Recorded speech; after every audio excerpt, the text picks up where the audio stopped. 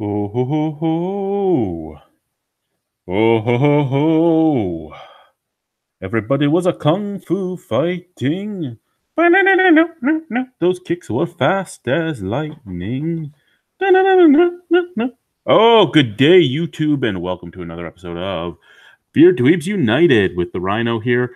Today, because of shenanigans last time, the way we're going to do this is people will get their invites when they ask for them, and I will give them out, not anyone else. But when people go, "Hey, Chad, can I get in?" then I'll deal with the invites because, yeah, don't need any shenanigans or anything like that. So right now we are here. We are doing our thing. Good day, Stars Boy. Stars Boy being Brian. How are you, sir? How are you? We are going to open up the news articles right now while we're talking.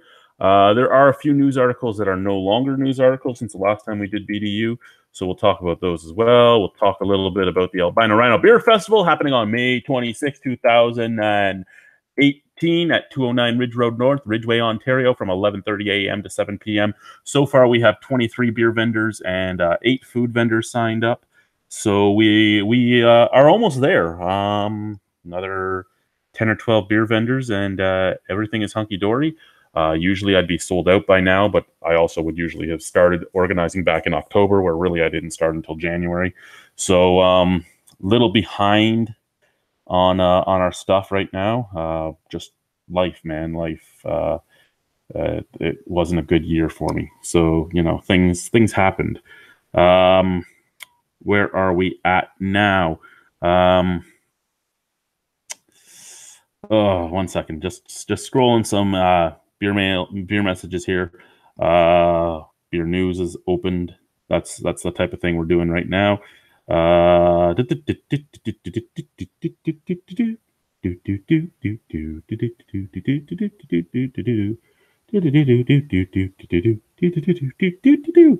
Again, people will be more than able to get invites in.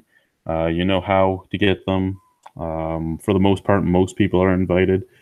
I think we talked about that one already.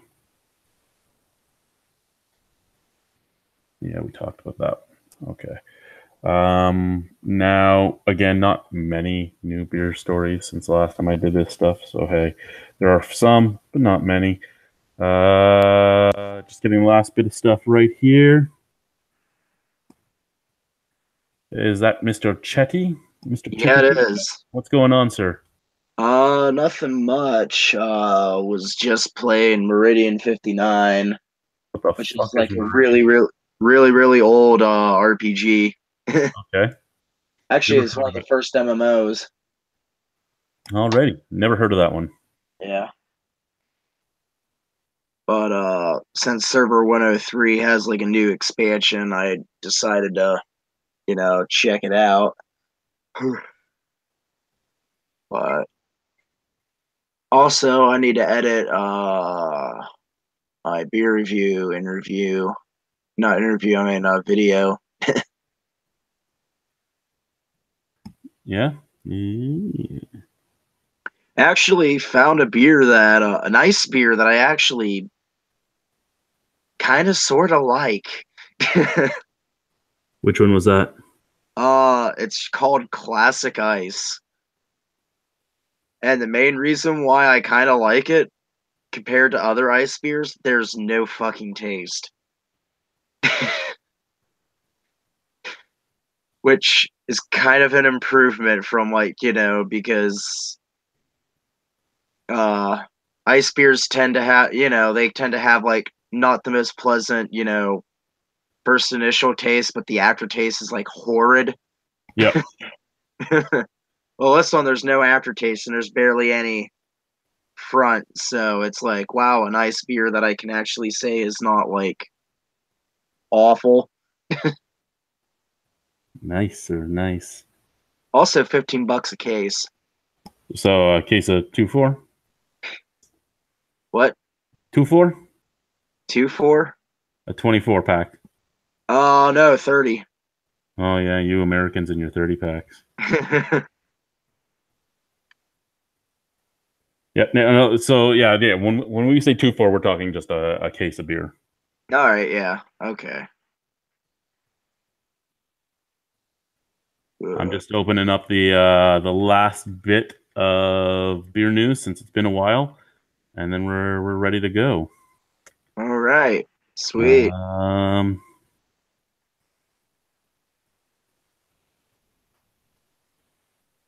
Yeah, the funny thing is that the beer, which is classic ice, used to be Milwaukee classic ice, but it's not the brand that like Milwaukee's Best or anything like that. So I have a feeling the company that called them that makes classic ice got a cease and desist for calling it Milwaukee's classic. But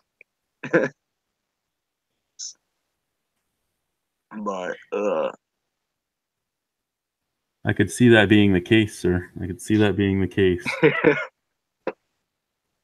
because Beer Advocate calls it Milwaukee Classic Ice, while the can just says Classic Ice, and it's from the same company, which is really funny because it's the City Brewing Company out of La Crosse, Wisconsin, and also Latrobe. But the classics from the Lacoste or Lacrosse, wherever the hell it is, brewery. And you can tell because it says Lacrosse Brewery on the thing, or it says Latrobe Brewery. Hello. That's the same City Brewery. Captain Contamination is here, everybody. Captain Contamination is in the house. I hear there's like a story behind this. I am very contaminated. He gets sicker. He gets sick more often than people I know that have like 5 kindergarten children. It's all right. I'm sick too, so The problem is like I caught one, and before my immune system could like fight off another one, I got hit with another one. Oh God. He has SARS right now. Jesus. I remember when that was like a huge thing. I'm at class 10 SARS. Class 10. Are you drinking anything other than like penicillin? I'm drinking a fine vintage of Buckley's Mucus Relief right now. It's probably more alcoholic than what I'm going to start drinking. I'm going to drink this thing from this guy named Sexton Brewing Company. It's called Winter Bines. I've heard good things. Yeah. It's Winter Bines. Here we go. Extra strength with mucus relief for fast relief of wet and dry coughs, mucus and phlegm, sore throats, and fever and headaches. That sounds amazing. The worst part about doing homebrew reviews is I actually have to type this into Untappd. I can't just scan a barcode. You guys make it hard for me. You guys need to make your own barcodes. Barcodes from now on, okay? Barcodes. I'm on Untappd. It's easy to find me. I'm the beard. I have a lot of weird names, so it's good. Good day, Swami. Good day, Carrie. Yeah, so we already went over invites at the beginning of the show. Yeah, that's the way it's going to work today. All right.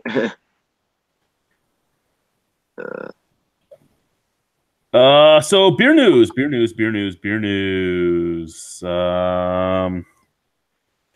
Going to start with one that's a week old, and me and Captain Contamination there can talk about it after that because we were there for opening night. And the first one, this is how long it's been since we've done a BDU.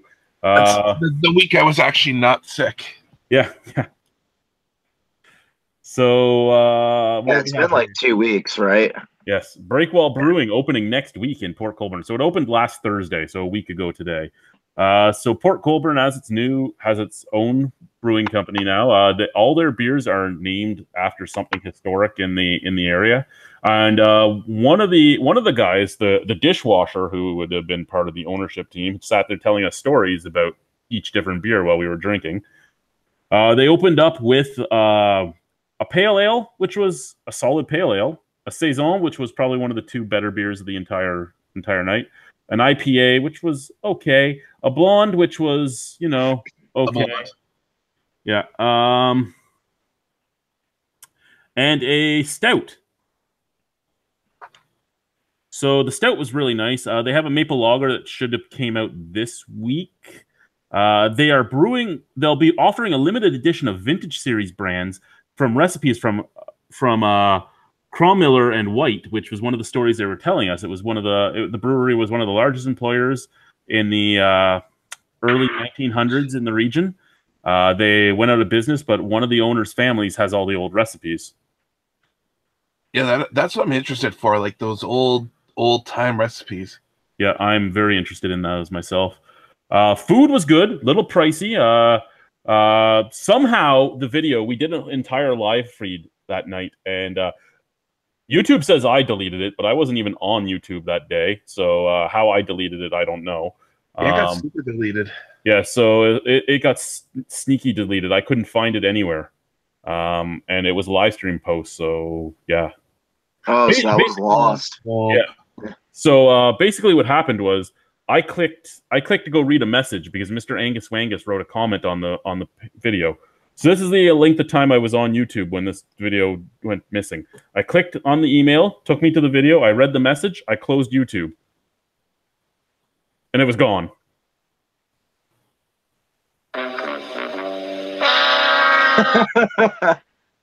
So Breakwall, one thing I would say about them, one thing I'm a little concerned about is they're set up a lot like Taps is, in that they have this good kitchen with all this intriguing artisanal food and all that, and their brew house is open.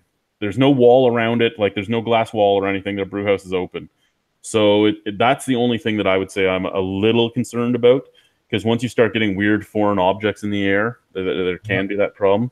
But like me breathing right now. Yeah, you breathing, Captain Contamination going there could be a real problem. Yeah. Next thing you know, there's a SARS outbreak in Port Colborne.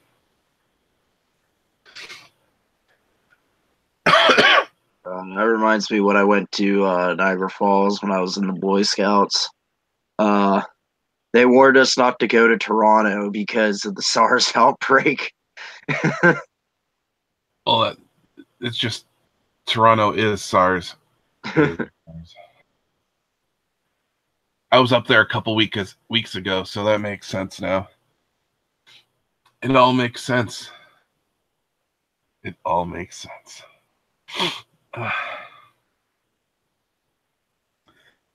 Yeah, you ended up getting it from there.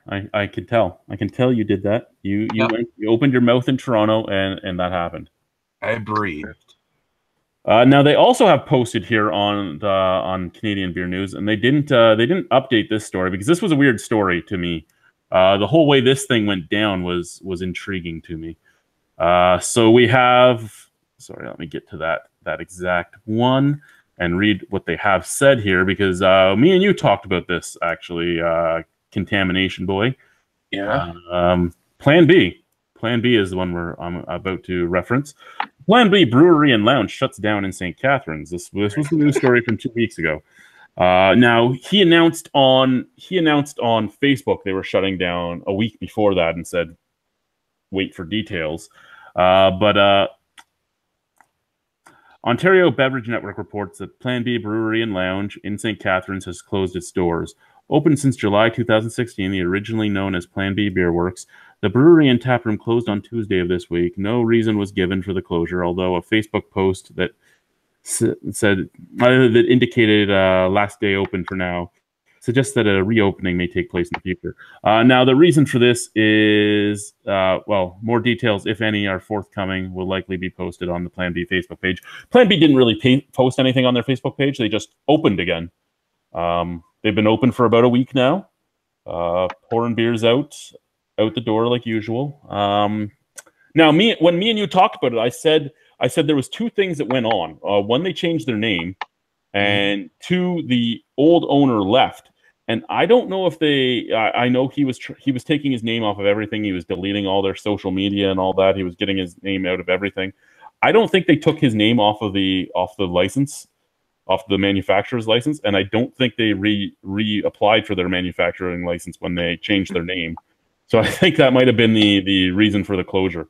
They probably were just staying open, working, thinking that it didn't matter, waiting for their new license, and bum bum bum bum. Yeah. Now I don't know if that's the case for sure, but I mean, we were even there talking to him like a week and a half before he closed, and everything was normal. So it was a weird story, and to only be closed for like a week and a half and then be back again, it's really weird. Yeah. So they're open again? Oh yeah, they're open again. Under what name again? Plan B Plan Brewery B? and Lounge. What were they beforehand? Plan B Beer Works.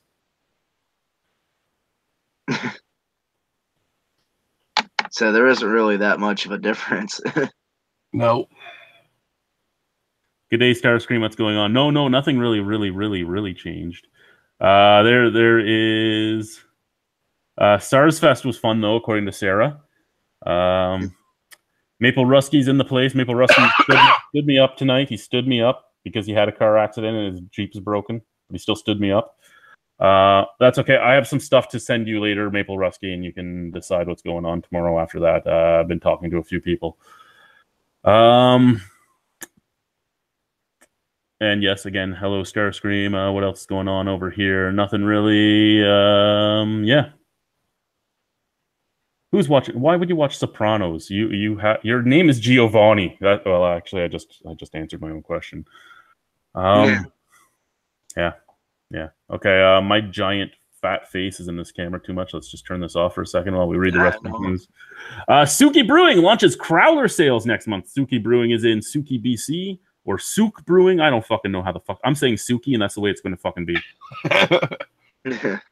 Belly Hop Brewing is now open in Red Deer.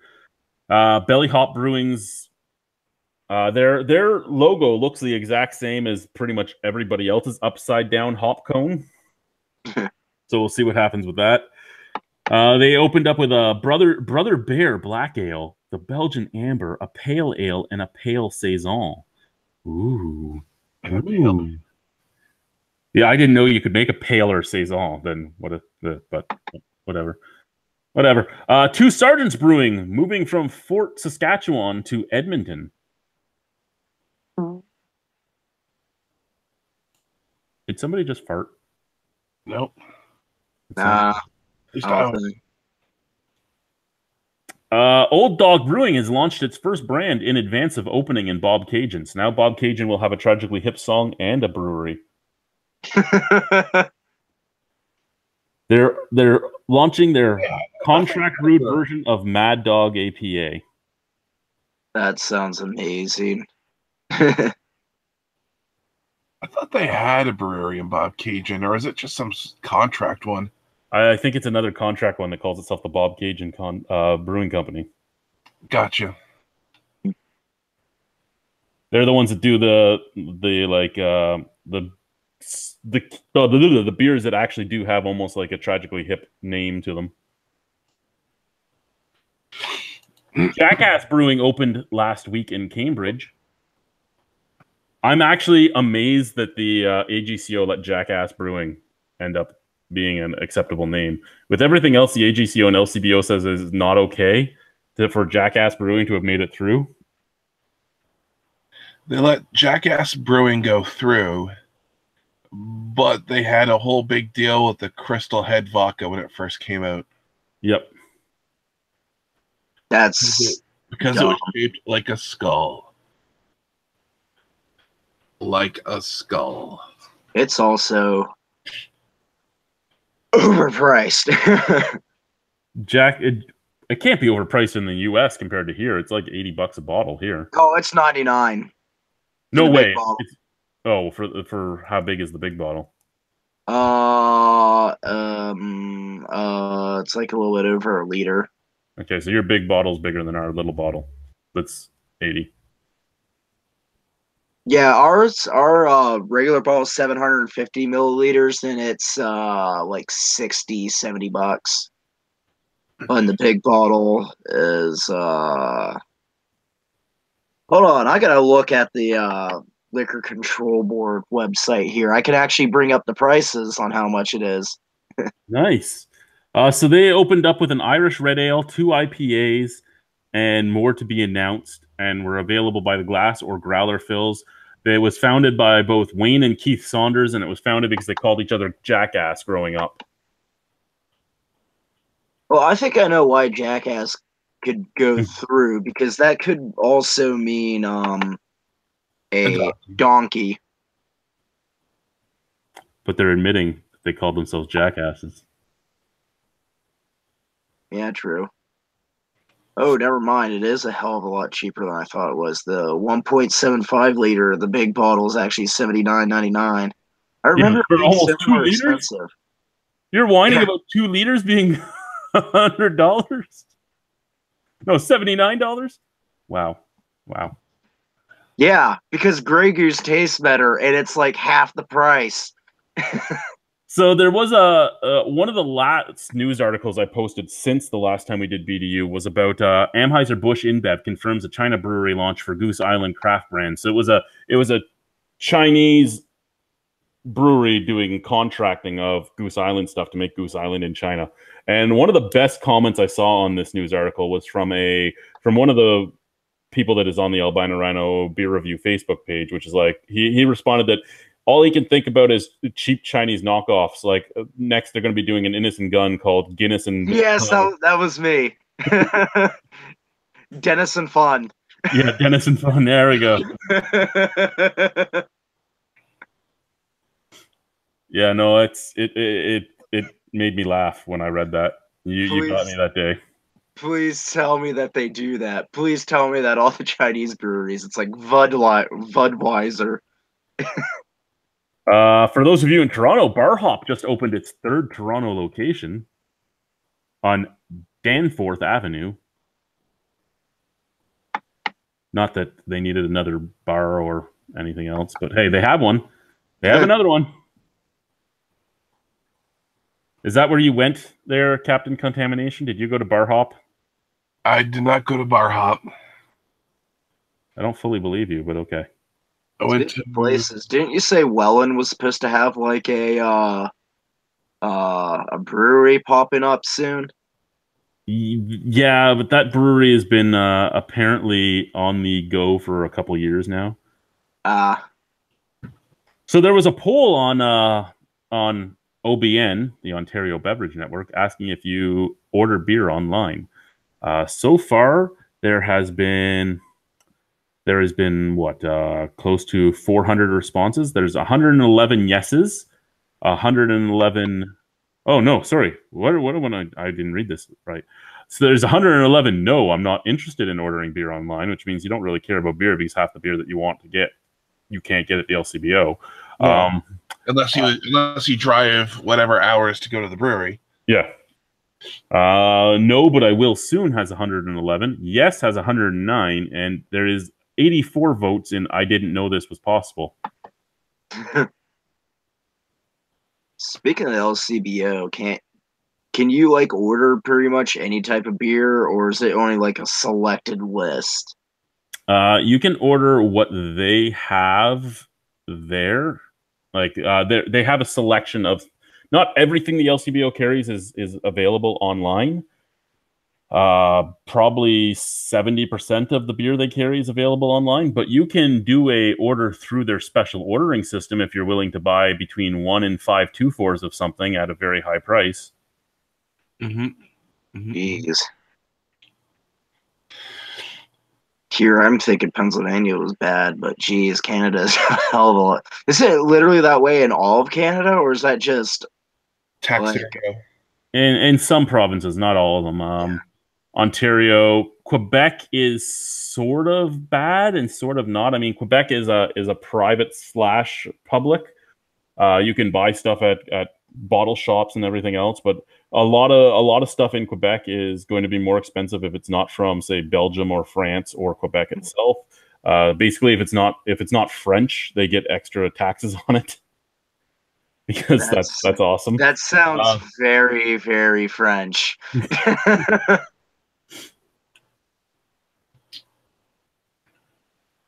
So yeah, there's stuff like that. Nova Scotia is worse than us. New Brunswick worse than us. PEI worse than us. Basically, the Maritimes are worse than us. Alberta and BC are like the meccas of beer in Canada. Mm-hmm. It's probably super expensive with Yukon and none of it because it's out in the middle of nowhere. Pretty much your home brewing at that point because that's the only thing available. It's kind of like the outer territories of the United States, like everything's super expensive, like in the Virgin Islands and American Samoa, Guam, and Northern Marianas. Hawaii wasn't too bad when I was down there. Yeah, but it's also a state. It's and it's not. I mean, it's kind of in the middle of the Pacific Ocean, but it's not literally in the middle of the Pacific Ocean as Guam and the Marianas are. It was still a very, very, very, very long flight in multiple airports. And WestJet's to blame. Starscream, they're all saying you did fart. Sorry? That awkward moment when you fart and it makes your camera bigger.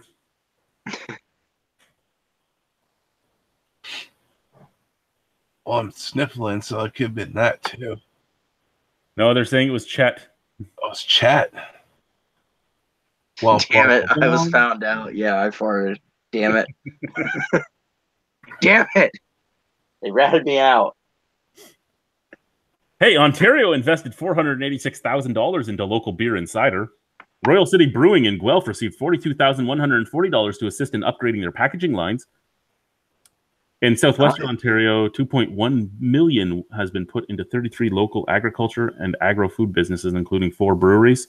London Brewing Co-op was awarded $92,633 from Growing Forward to support their brewery expansion. Also in London, Forked River Brewing Company received $108,019 for automation equipment, cellar expansion, a canning line, and to increase labor efficiencies.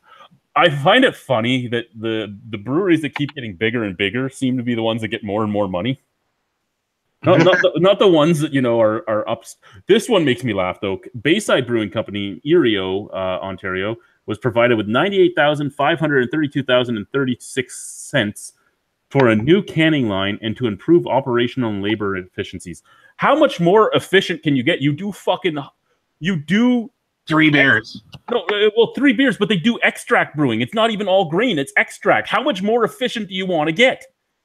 I was actually at that brewery last summer. That brewery is amazing. Its food is great, and it brings in a lot of money because there's nowhere else to go. That town has one road going in and one road going out. Yep. So if that road ever gets washed out, you either are eating and drinking at that brewery, or you better hope you have a fucking boat, because that's your only way to get out of there. Yeah, there's not much to Erio. No. There's a beer store and there's the brewery. I was up there for a night last year visiting my brother. Yeah, there is not much going on up there, other than Bayside Brewing and the ice cream shop. Walkerville Brewing in Windsor was given $99,264 for a new canning line. Is it just me, or are these like all Western Ontario breweries? Well, and this is the thing, right? Again, Forked River is probably the biggest brewery on this list, and they're doing amazing. Like, they have a huge splat of land now. They're online. They're at the LCBO. They're at the beer store. They're like, they're making good money. I'm glad that, you know, they were getting some money to continue to expand. There's so many small breweries out there that could use this. Mhm. Then we have Wapoose County Cider Company received $46,132,000 to purchase and install equipment to help expand export sales. So that's so Chet can get more of Wapoose cider. I know, it'll be amazing. No, it really won't be. I prefer the country cider.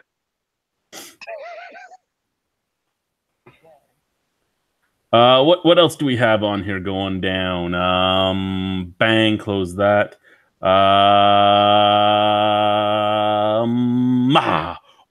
There was that great news story that I posted about the Olympic curler's husband double fisting his third and fourth beer at 9 a.m.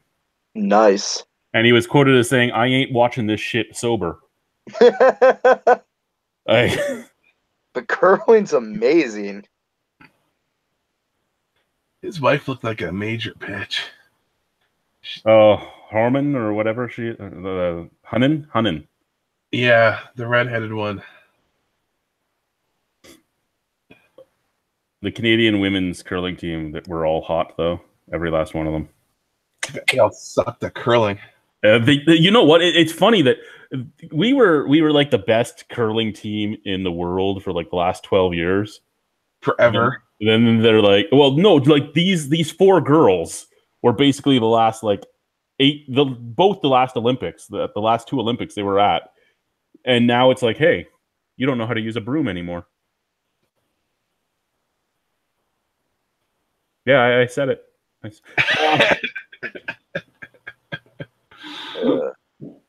I got it. Yeah, I thought you would. Yeah.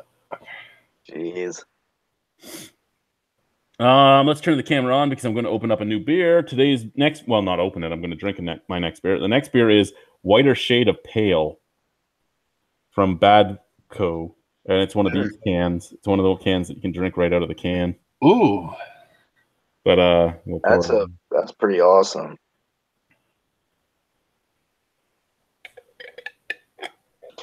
Let me tell you, the first one of these I opened was real weird. How do they pour? Is it like a lot of head, or is it not bad? Or yeah, there's a lot of head when you pour them. I really think they're meant to be drank right out of the can. I wonder. I want to see a brewery come back with like the pull tab cans. Well, that's what that was. It was a pull tab, but you pulled the whole top off. Right. Oh, what a rush. I know why they did away with the pull tab things. They're a lot more expensive than the current ones that we have. Oddly enough.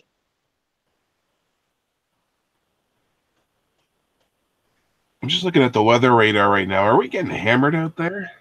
It was cold out when I was out, but it didn't look that bad. I'm pretty much getting hammered with rain and shit like that down here in Pennsylvania. It's supposed to be turning into snow up here, and we're supposed to get like a foot of it. Yeah, we're supposed to get snow as well, but I don't think we're supposed to get that much. Like all day long, it was like storm warnings, Niagara, St. Catharines, storm warnings, Niagara, St. Catharines. Hopefully we get like 4 feet. I could use a snow day. A popular Winnipeg craft brewery announced Thursday it was done until further notice. Peg Beer Co. said in a brief Facebook post, "We are currently closed. Once we are able to provide further info, we will. Thank you for your support and understanding."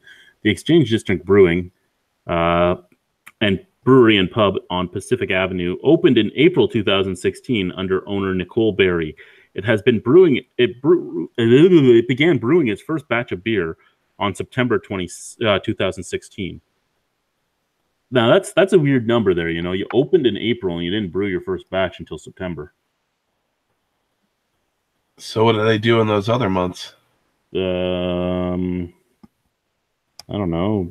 Had a strip show going on inside there. Maybe why they got shut down, or maybe why they're closed. Oh, their equipment looks old too. Ooh. Old. Putting it in clay pots and everything. I just don't and I don't understand why these people are so quiet about why they close too. No, we can't tell you anything. Just be like, hey, I fucked up. This is what happened. We fucked up. We ain't got no money. Nothing's going right. We done. We done. Just put your hands in the air and walk away. Oh.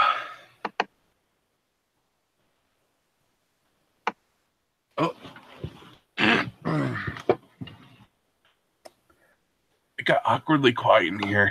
Hey, did you guys read or watch the video about Greg Koch suing Anheuser-Busch?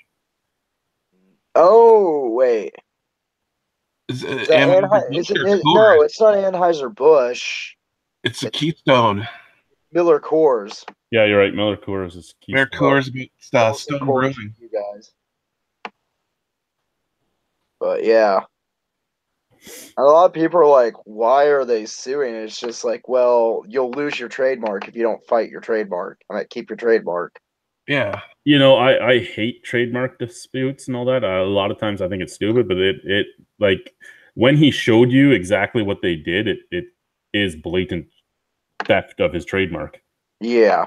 When there's a big word stone going across the can. Yeah, it doesn't even say Keystone anymore. It's just Stone. Yeah. With key very, very small. And when it's next to another bottle of Stone Brewing, whatever, on the shelf in the States. Yeah, I could see it causing a little bit of head scratching.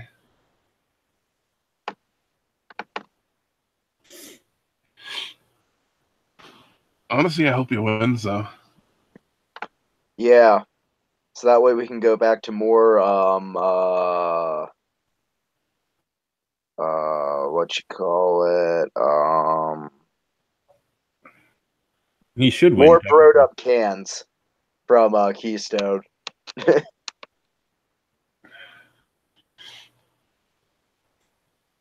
No, he should technically win that. He shouldn't have a problem winning. No. And if he loses, then there's something going on. Somebody was paid off.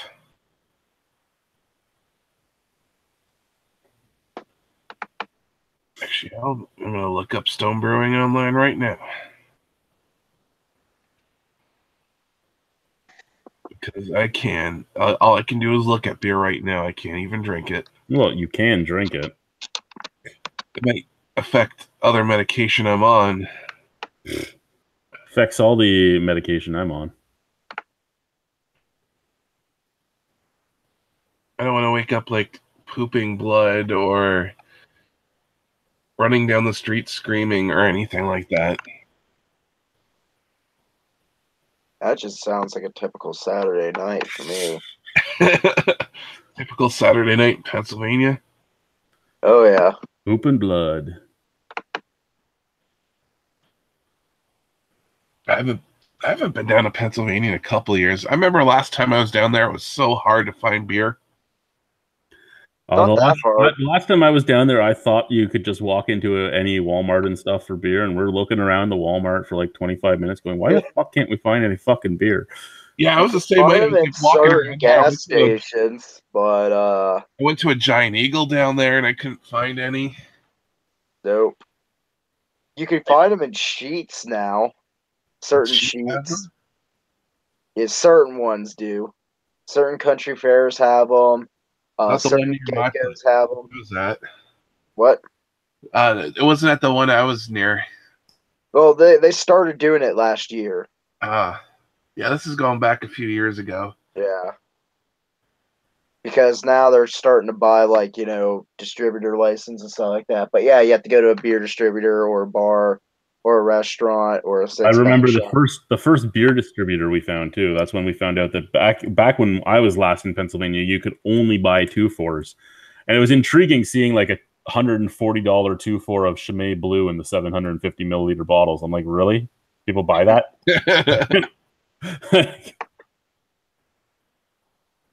Yeah, I just ended up finding like a place to have a couple beers, and that was it. We were talking actually, me and Boychuk recently about our trip to Chicago.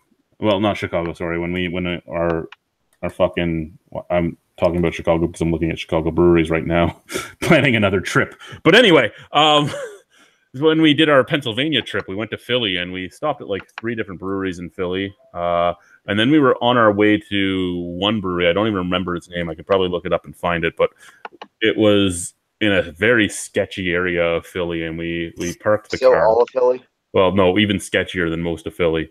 But we parked the car. Kensington. Let me look up Philly breweries. But yeah, it was Kensington. How did you make it out alive? So we stopped the car and we're looking at it, and I get out because I'm the one that they've decided has to get out and go and check. And I walk up to the brewery door and I'm looking at it and I'm looking around. I'm like, I walk back to the car, I get in, and we're like, yeah, we're not doing this. I'm like, I don't want to die today.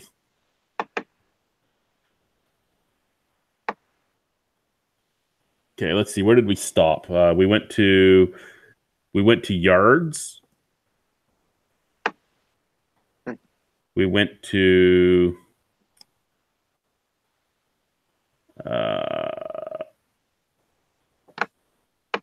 oh wow! The liquor store that is now carrying ginger beer. Really? Yeah. Some of it's non-alcoholic, some of it's alcoholic. One of them's non-alcoholic with vodka. Non-alcoholic with vodka. Yeah, they have non-alcoholic ginger beer, and then they give you a bottle of vodka. For $22.19. I'm not kidding. Look up the Fine Wine and Good Spirits website. It's Stolichnaya vodka with ginger beer 4-pack.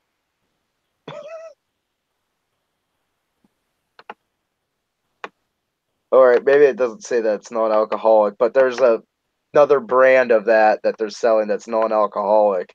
So I just assume it's the... They're just giving you the vodka with the non-alcoholic ginger beer.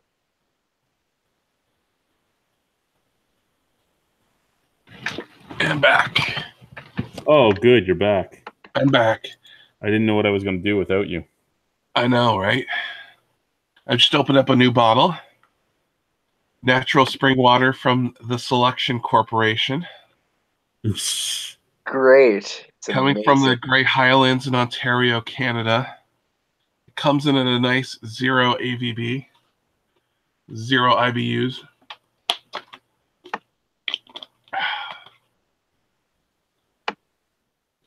And really cooled out of my fridge. I'm really surprised the liquor store doesn't carry barley wines.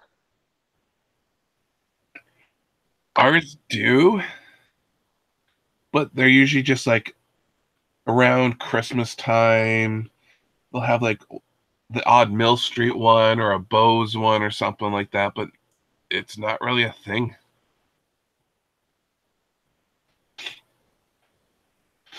Oh. What's the difference between, what is the difference between like a barley wine and a malt liquor? Because I know supposedly if a beer's a certain percentage of alcohol, it's automatically a malt liquor. No, that's just you Americans. Oh. Up here, if it doesn't have hops, it's a malt liquor. I see.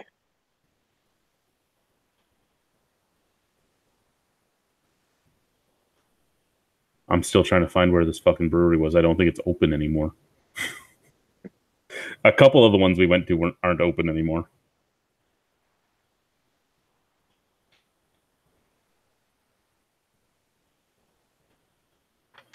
What was the brewery? I don't remember. That's what I was hoping to look it up, and because as soon as I saw the name, I would have remembered it. I see. But no, it don't exist, apparently. I think we went to Victory as well.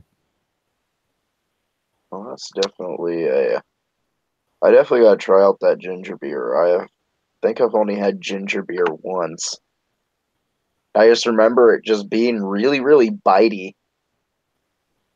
Oh, so much like my dog Helga. Mm-hmm. Very much like your dog, Helga. She's very, very, very bitey.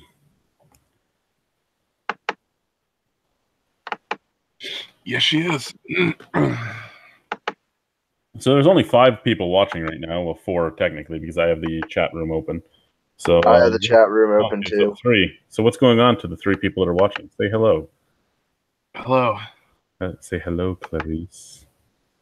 Why does my fucking camera keep Let me turning? guess, it's malted, maple whiskey, and red beard.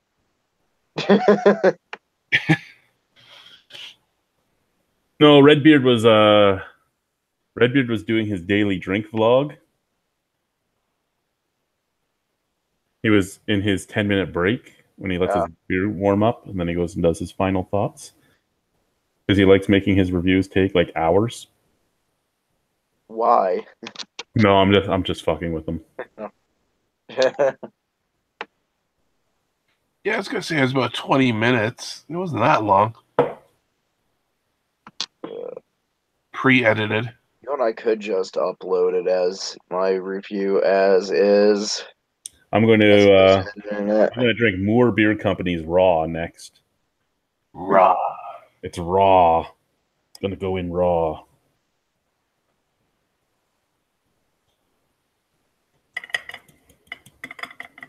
It's for the raw vegans.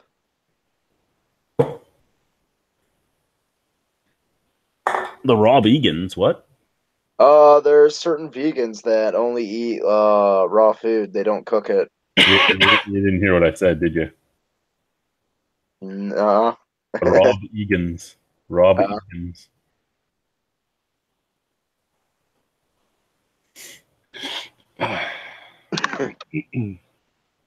So, Captain Contamination, you're not going to go spread your sickness anywhere?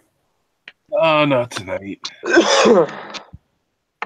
I'm keeping it confined in my little bubble. How is your sleep shorts? My what, sorry? Your sleep shorts. Sleep shorts? Yeah. Comfortable? Yeah? I'm in them right now. How's your toes? My toes? They're not really purple anymore. They're kind of yellowy. Still kind of hurts to walk on them a bit if I'm walking on them too long, but... Oh, now you can't breathe or walk. Can't breathe, can't walk. Cut my hand the other day on a freaking tape gun. You just have like the worst luck ever. Oh, I was coughing today and I pulled a muscle in my rib cage. It was great. Absolutely great. Yeah. I have Dutch luck. If it wasn't for bad luck, I would have no luck at all.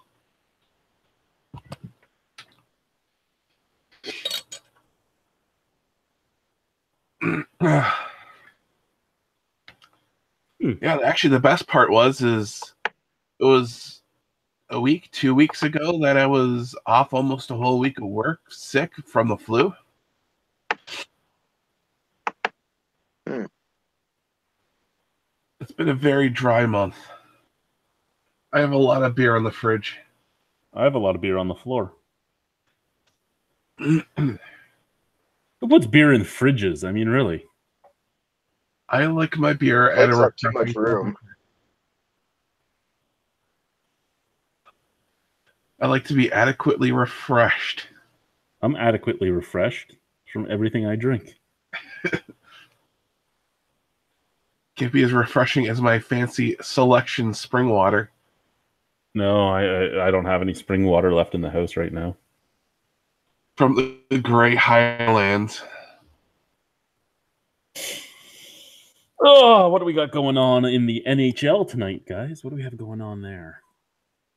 The Vegas Golden Knights are shocking everybody still. Buffalo won last night over Tampa Bay. Woot. That's a shock. 2 games in a row. That's a streak. That's as good of a streak as we had all year. You guys keep winning games so you go past Ottawa. Yeah. Ottawa wants Dolan. I'm at the point where like I just want to be a cup spoiler. I don't want to be that team that just screws the other team. Like Boston. I like to screw Boston. Ottawa plays the Vegas Golden Knights tomorrow.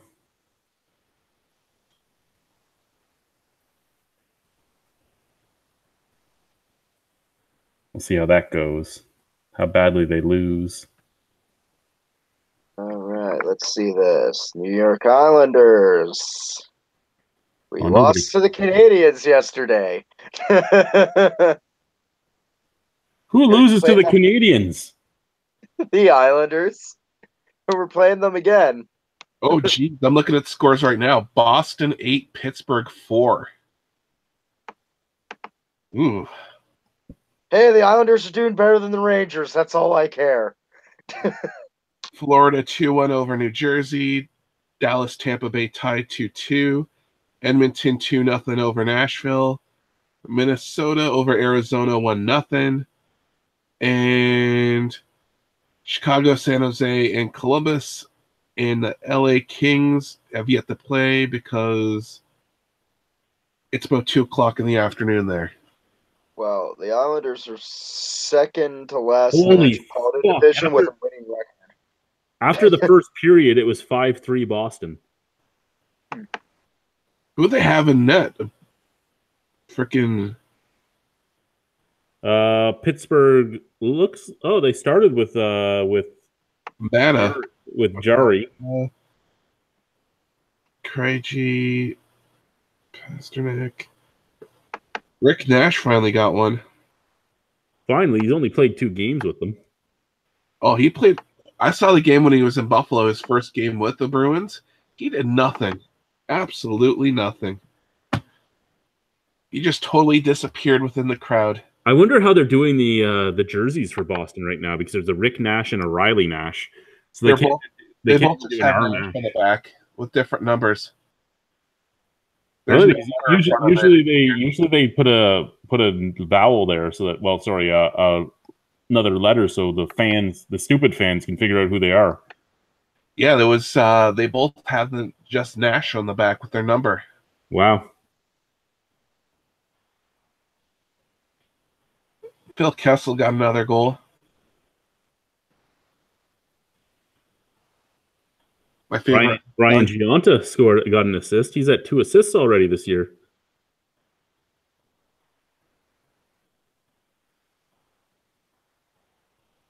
And Rick Nash has a goal and an assist. Ooh. I just got asked by Mr. Ashley Sexton right now, have you lost power? No, we're not in Welland. I'm on like the medium because there's like a scale like places to they're going to lose power, and I'm on like the medium part on the scale, and I'm like, shit. Apparently Welland and Port Colborne have lost power. Well, of course Welland and Port Colborne would lose power. They have like 800-year-old power lines. Can't put anything good there. Some crackhead's going to take them. And then spend his money at the beer store. Exactly. With his wagon. Put it on his bike handlebars, fall over, and break them all.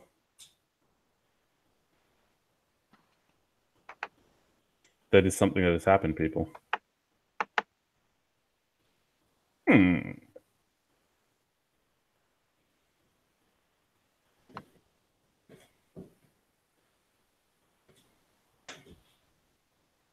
Oh no, we just got told that, when did this get sent to me? 21 minutes ago. 21 minutes ago, Kerry said he will join in a little bit. He's just vlogging. He's got a vlog, and then he's got to play with his little dog, and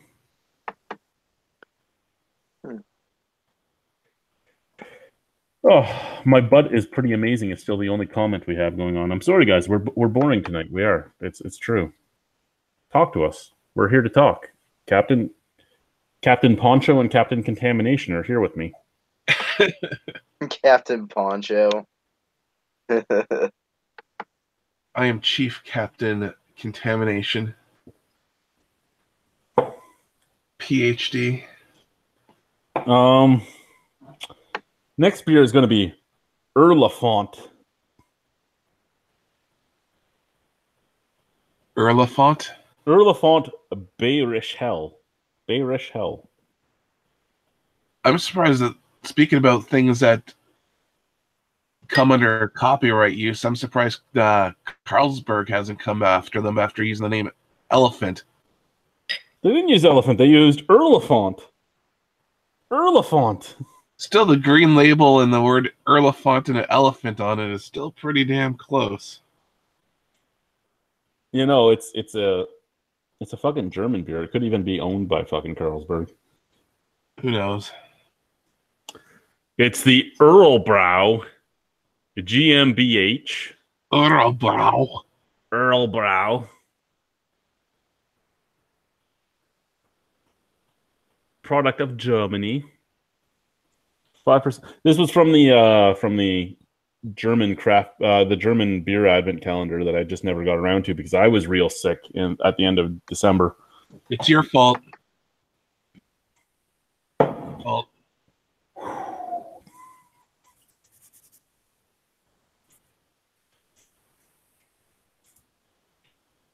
All your fault. You were the one who brought the germs. I didn't bring any germs. You were never around me then. It just built up. It mutated and built into a super virus that I caught. Well, yeah, anytime an albino gets sick, it becomes a super virus. Ooh, Discworld is coming to TV.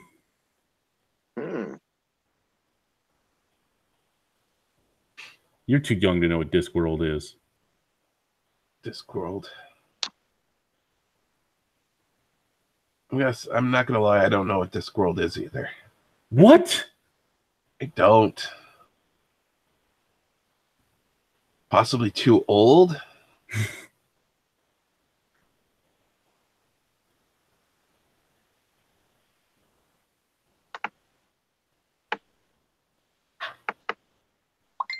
It's all right. I knew someone. I ran into someone that didn't know what the hell American Gladiators was. I felt old.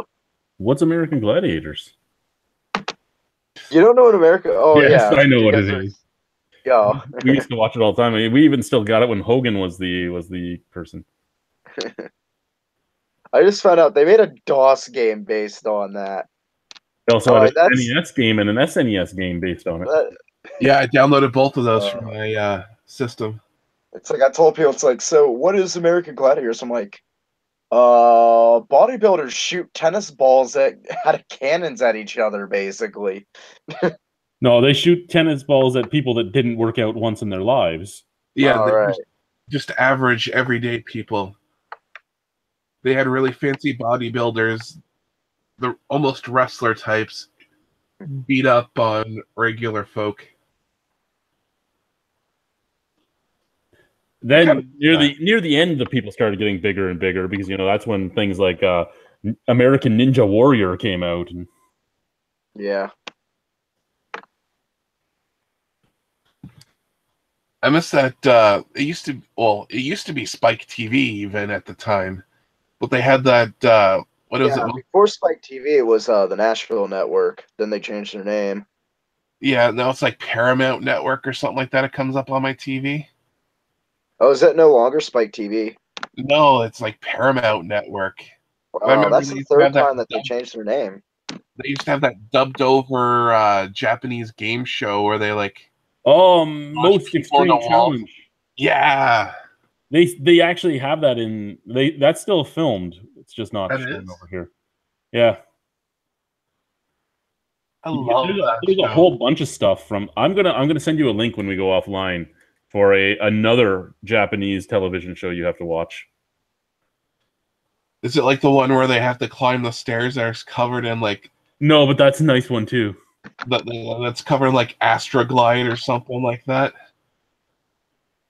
Winner gets like $10 if they climb up the whole thing. That's an awesome show as well, but no, not that one either. This one, they're sitting on a wall of boxes, and they pick a number, and each number is something that comes out to knock boxes away. Mm. You guys remember Bonsai? Pardon me? You guys remember Bonsai? No.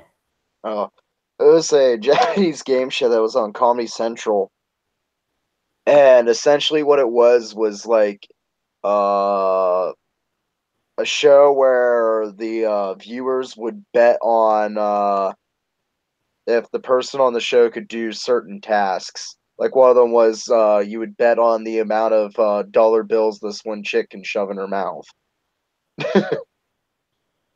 Like other really crazy stuff like that, just because Japan.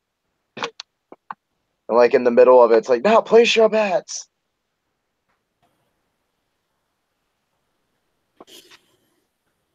What other good game shows were out there? I remember as a kid, and now I'm dating myself. There used to be a show on when I was really young called Fox's Funhouse. And I swear to God, I wanted to be on this show so bad. For me, it was Legends of the Hidden Temple that I wanted to be on so bad.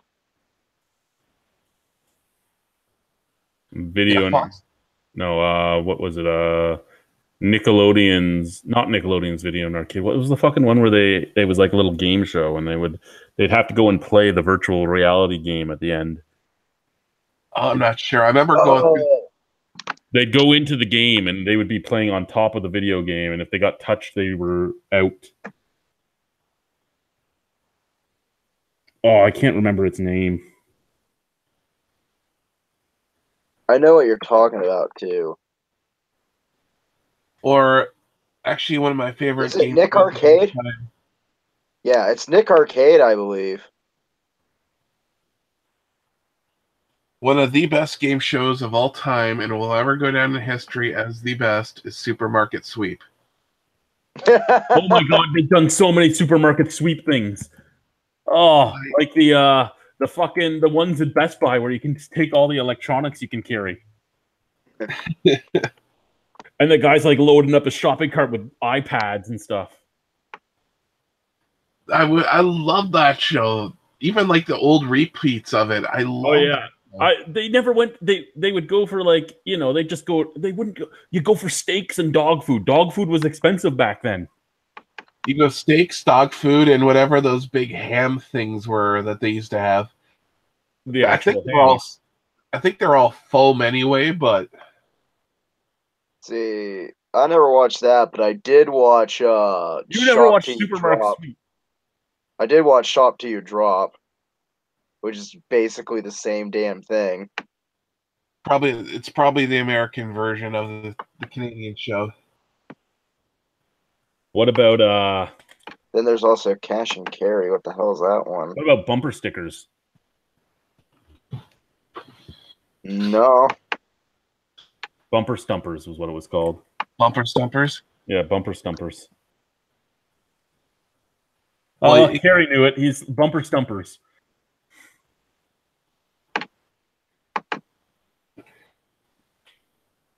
There's another game show on when I was a kid. I can't remember the name of it. But these lucky bastard kids used to run around through this maze and collect video games, and they used to get to keep them after going through this maze thing. It was like a syndicated show. It used to be on like Saturday mornings before the actual Saturday morning cartoon started. Because I grew up in the age when there were still Saturday morning cartoons. So did I. Conan Video Power is what it was called. Video Power? Yeah. Mine or his? His. Yours, I actually said, was Nick Arcade. I looked it up. Okay. I knew it was a Nickelodeon show. I knew that much.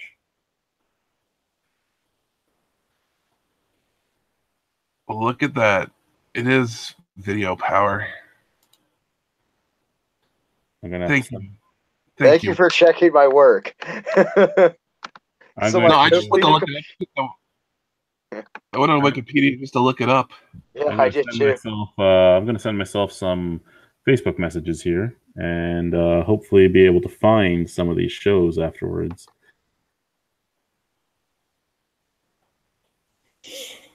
Remember Happy Hour? It only lasted like one freaking season, though. I loved it. It had Dweezil and Amit Zappa as the hosts. And it was like a game show / variety show that was on after like WWF Raw. No, I can't copy and paste a video or a picture on here, can I? No. God damn it. This is the best picture ever. Oh, shit. Sorry, Helga. I almost ran over a dog. I was wondering why I couldn't roll my chair backwards and I was pushing harder. Sorry, girl.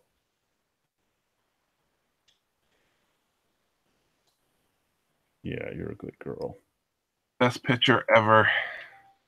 So I was yeah. Okay. I'll look at it in 1 second here. So I was rereading through some old emails recently today, and I remember I ended up getting in an argument with a dog breeder. Well, she wasn't a dog breeder; she was a backyard breeder, basically.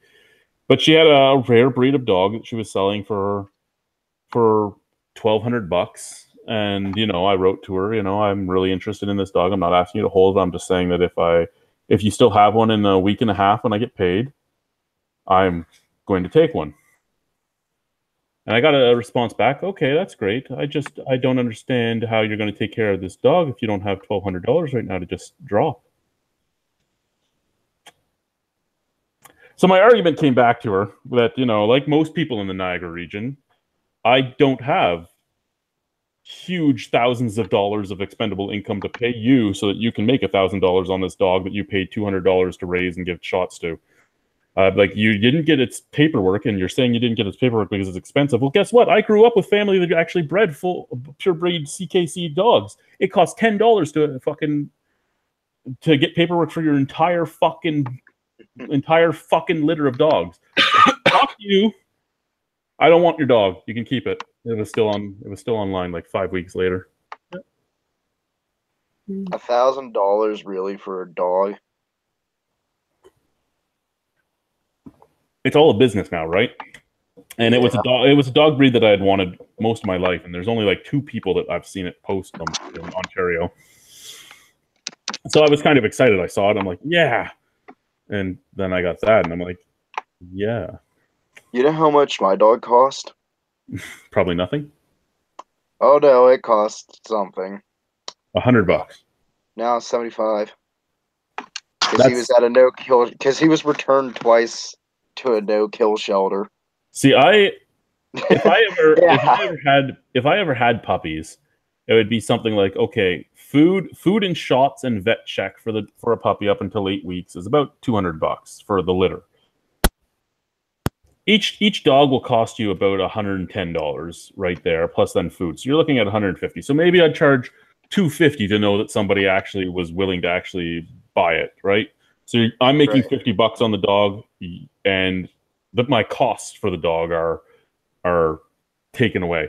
And I want to make a little bit of money on the dog because I have to be the one that's hand feeding the dog and making the dog bond to humans and shit like that, right? Like I have to actually do things with this dog to make it be acceptable as a pet.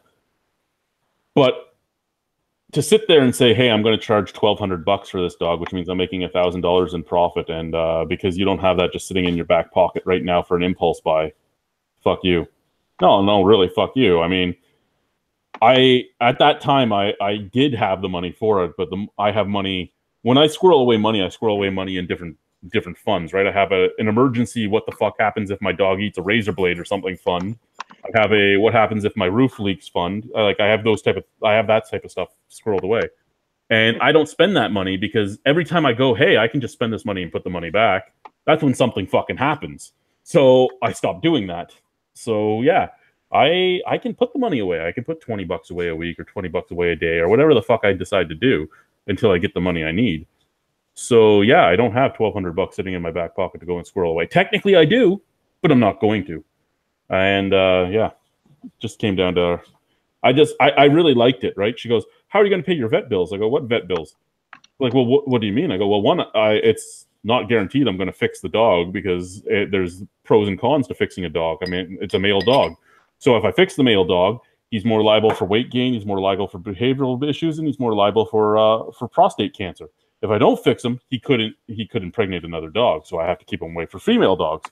Well, that's really the two main differences. I go, but other than that, I end up spending $300 on shots the first year, and after that, it's $100 on shots every year after that.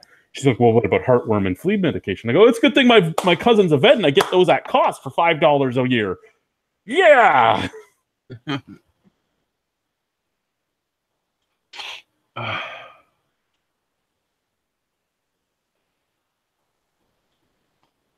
She has me blocked now. Yeah. And because you know I am what I am, I decided to Facebook creep her a little bit just to find out who she was, and she was a fucking doctor in the Niagara Health System. So she knew it all.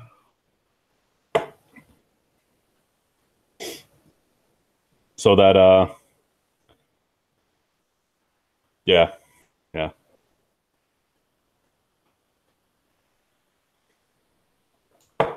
So I'm only excited about the snow for one reason, because I haven't finished cleaning all the shit in the backyard. It's been a 3-day journey. It's been a 3-day journey since all the snow's been gone.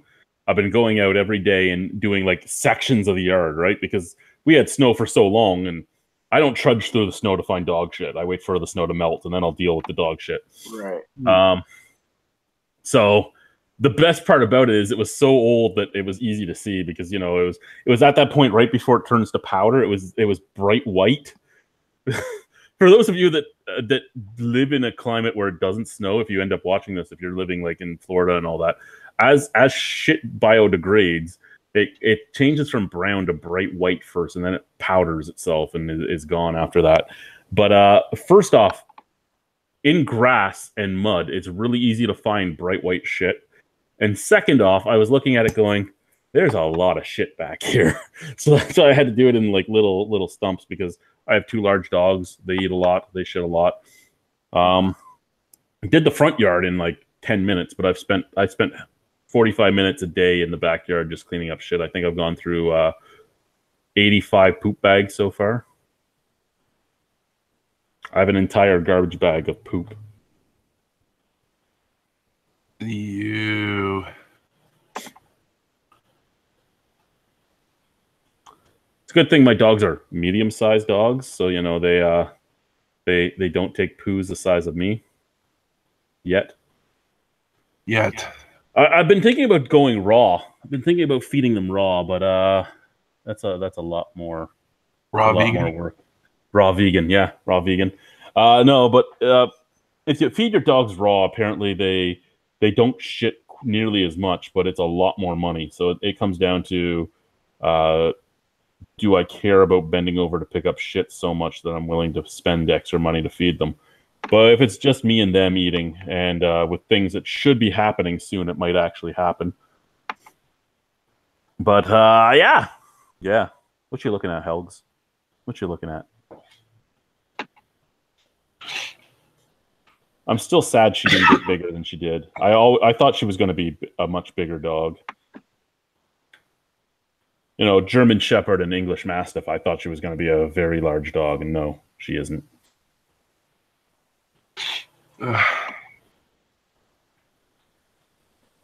She's a beautiful dog, though. Yes, she is.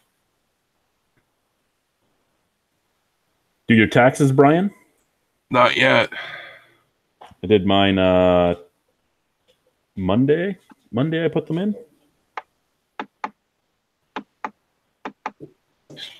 I got my T4. I just haven't done it yet.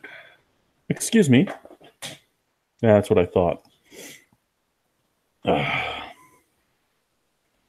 no, I had my T4, my T4A, my T4 from Google, my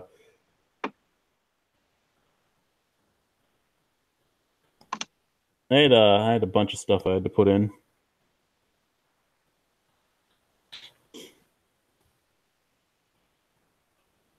Oh, what a good girl. Close that. Nobody's talking to us. Nobody wants to talk to us. They're all like, fuck you guys. Really? Maple Rusky just reviewed Smash Bomb. Nice. I'm surprised Maple Rusky hasn't reviewed Smash Bomb. But, oh my god, that is a great picture.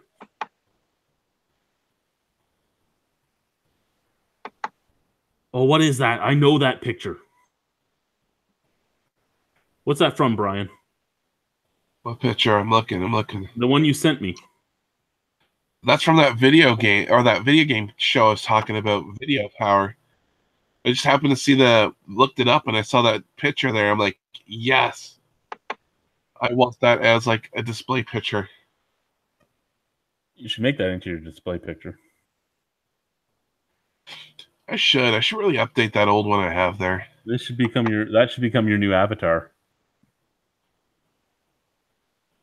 Yeah, I should do that one of these days. Good day, Mac Media. What's going on with yourself? So we have talked our beer news. We're just randomly shooting the shit now, waiting for Carrie to join us. So if there's anything you want to chat about, just throw it down there and we'll talk about it. Abe Herb is my next beer. Abe Herb British Mild. Just so you guys know, with Abe Herb, beer is his middle name. Mm. Do you get it, Chet? Do you get it? Yeah. I wasn't paying attention, sorry. Label. What was that there, Brian? The label of it looks very Dominion City. It actually does, to be honest with you. It does have that.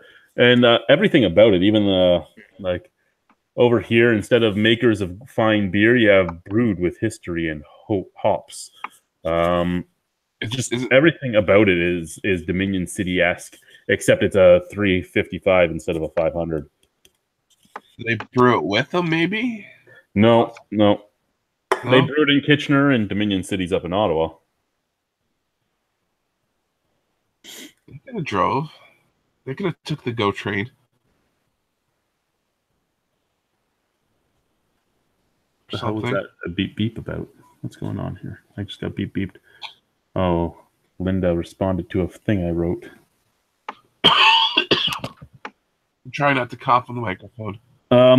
Welland has power again. Welland has power again, for anyone wondering.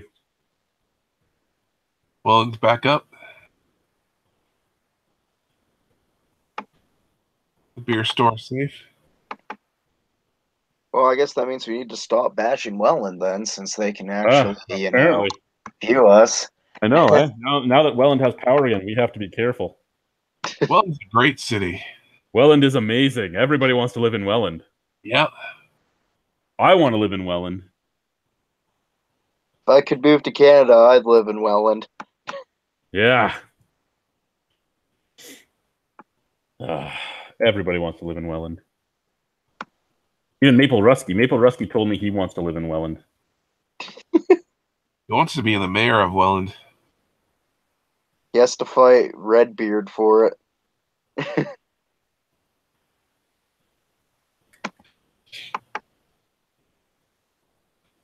Redbeard can have Dane City. They can have their own little sections of Welland.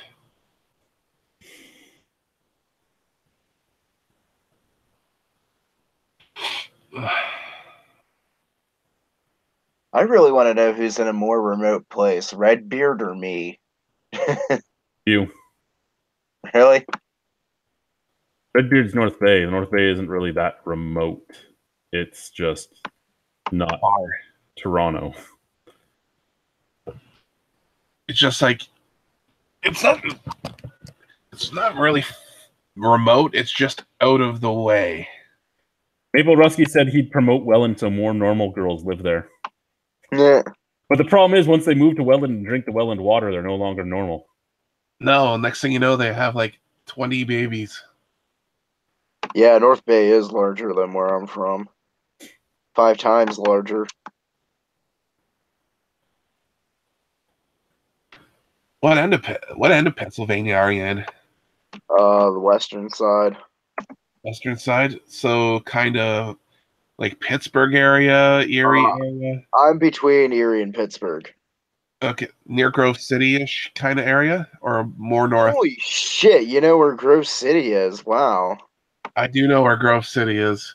Kind of, sorta. I'm in Venango County. I'm like south of Titusville. Okay. I live like outside of Oil City. All right. Yeah. I kind of know the area there. That's weird.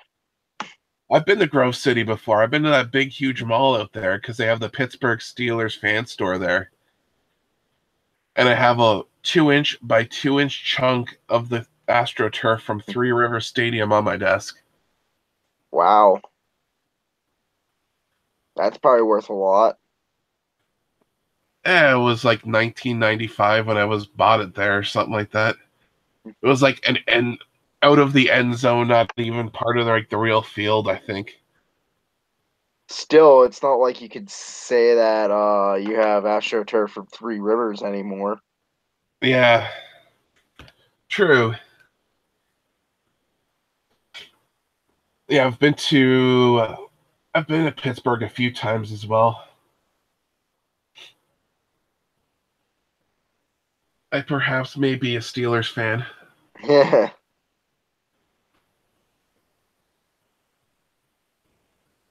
But yeah, it's kind of, what is it, the 79 that goes down that way? Maybe. 70 something the interstate. But you know, it's just go down there and then get lost in all the bridges. Yep. And then you end up in a part of Pittsburgh you don't want to be in. Penn Hills. Yep. Yep. Still better than Philly. Oh, way better than Philly. Still better where I live than where I live. I was in Buffalo last weekend for a hockey game. You know what's weird about Buffalo? If you go outside like the downtown, it literally looks like they just put a ton of like small towns around like a city. Yeah. I'm thinking about one of these days just going over there and checking out the breweries that are over there. There's a bunch of them. I've had their stuff before, and they're actually pretty decent. Oh wait, no, that's Rochester. That's Genesee. Yeah, Rochester is Genesee. I've been there.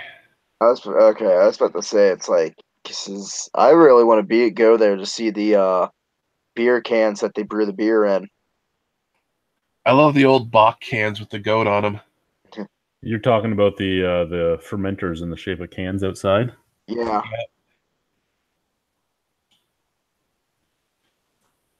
Oh, we really know Welland has power again because Sarah's back.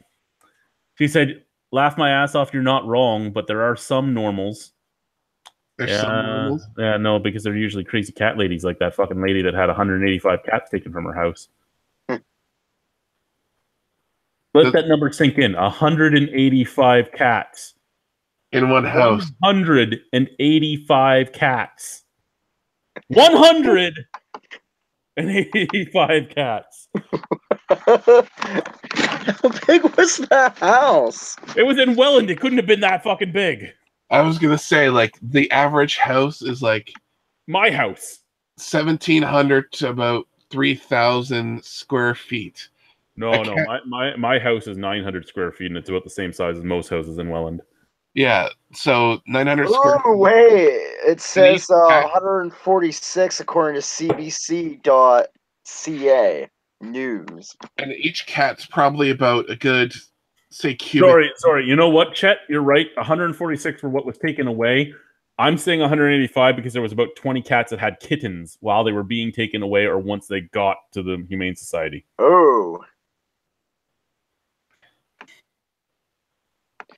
Jeez. And Sarah's saying that was a man. I don't believe you. I think it was a woman that had sewn a sausage between her legs.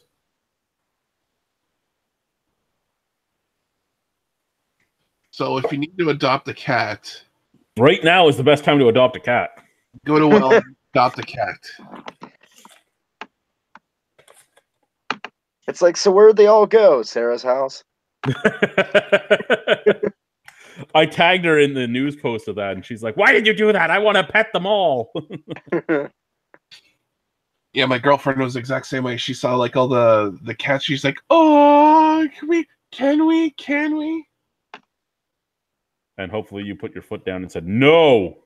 Yeah, because I have a cat. She has a cat. She has a dog that lives with her parents. Oh, I'm gonna her parents have a dog. Carrie in this.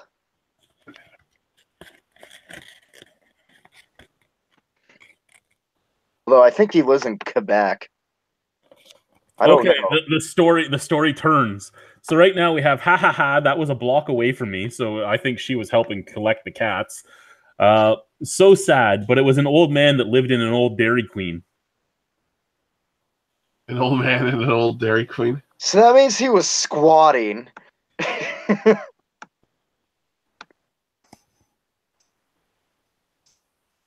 He was squatting with 146 cats. He needed company. Squatting is lonely. It's a lonely, lonely day when you're squatting alone. A lonely day when you're squatting alone.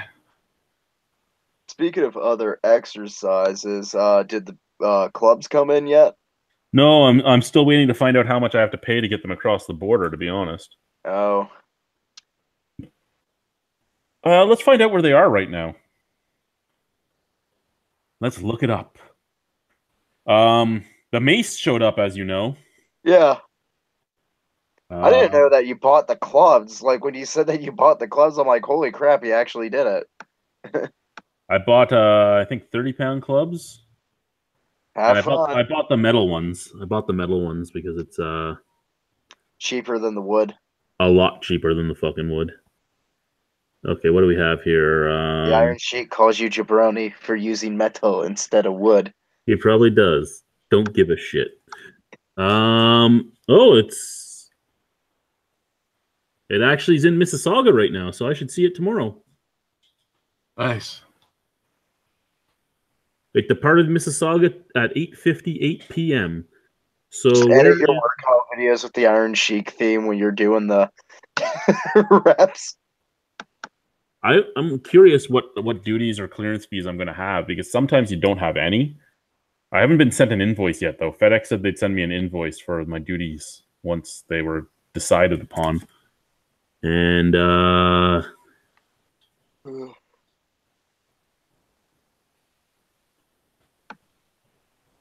what do we have here? We left Grove City, Ohio, at 9:30 a.m. yesterday, and at 5:40 p.m. yesterday they ended in Parry Sound, Ontario. No, sorry, Perryburg, Ohio. And then they left Perryburg, Ohio at 2:59 a.m. today, arrived at Woodbridge at 5:42 p.m., and left Woodbridge to Mississauga at 5:40 and hit Mississauga at 8:56. What's going on? Hey! What's going on? Hey! And I don't think I'm going to have any real clearance fees. I'll probably just have some, like the 8% duty, because it took a minute for it to get the international clearance. 1 minute for international clearance. Yeah, it's good enough to go.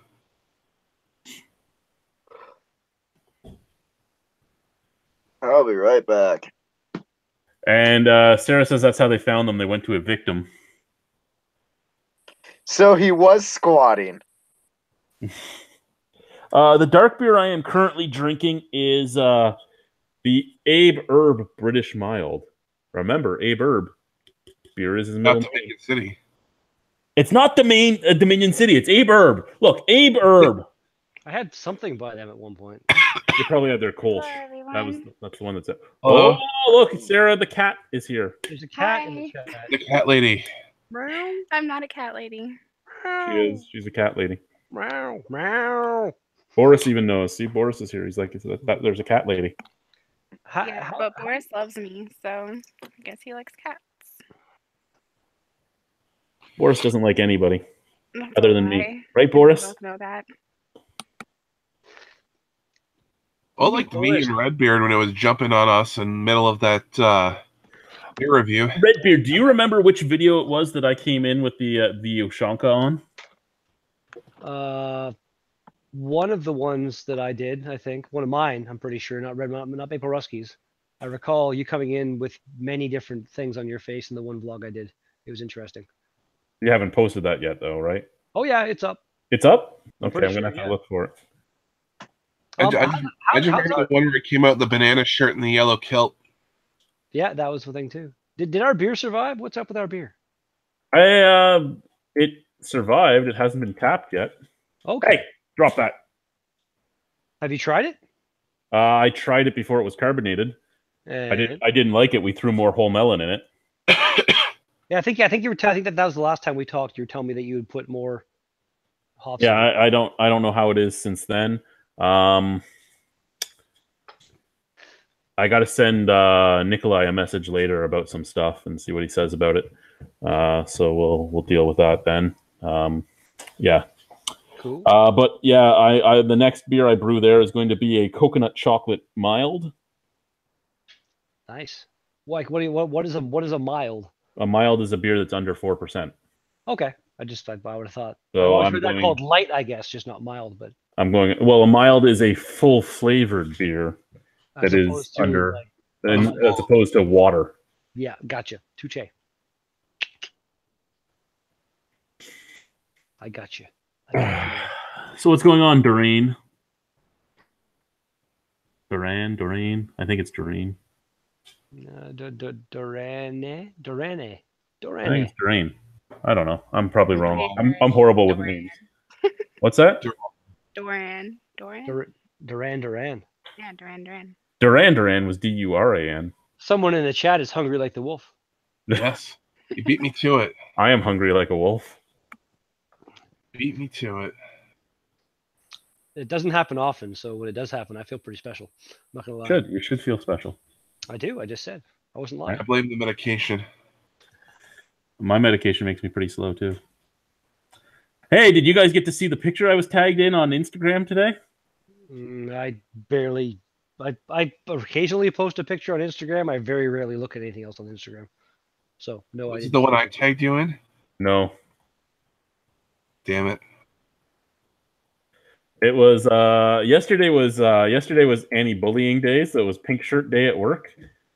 And I may or may not have brought all 16 pink Albino Rhino Beer Festival shirts I had left and gotten 16 different people to wear them. Nice. What's going on, Boris? What's going on? Oh, Boris came to say hello. Hi, Boris! You crazy bastard. You crazy little son of a bitch. Yes, he just misses me. Hi, Boris. That'd be so funny if he actually did miss you that much that when you said hi, Boris, he attacked the camera or something. Yeah. Where's that sound coming from? It's her. That human. I hear that human. Put the headphones on him. Make it see if it drives him crazy. If he can actually. Hey, Boris. Hey, buddy. Hey, Boris. Hello. Hello. Boris. Oh, it's Helga. That's awesome. Oh, yeah. That was weird. The camera went away from Chad for a second, and Boris turned into Helga. That was awesome. They're both here now. You have magic dogs. I do. I have magic dogs. I also changed their collars. I got all the spikes off because they were driving into my eyeballs at night. Nice. That's not therapeutic for you? No? No, it wasn't therapeutic at all. So the spike collars are still around. They're just not...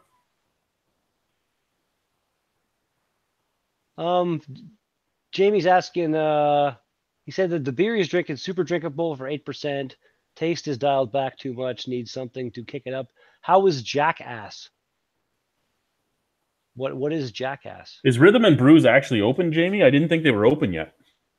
I have the guys that own Rhythm and Brews on my Facebook, and last time I talked to them, they weren't fully open yet. Do you know actually, Red in the chat, what's going on with Plan B? They're open. Oh, They they're were back. open and then they were closed, and now they're open again. But If kind of if anyone ends up at Jackass again, you should tell them to come to the Albino Rhino Beer Festival. I have 10 spots available still. Just 10. So you're gonna go Jackass first. is a brewing company, I'm assuming. Jackass Brewing Company, yeah. Oh, cool. Where are they from? Cambridge. Interesting. I got a rough draft of the flyer done. I sent it to you the other day. Yes, you did, sir. I thought about posting it, but I'm like, nah, I'll let him give the honors.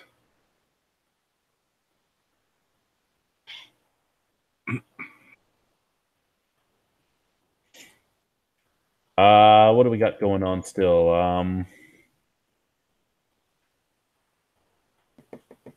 Okay. Yeah, okay, yeah. Okay. That makes sense, Jamie.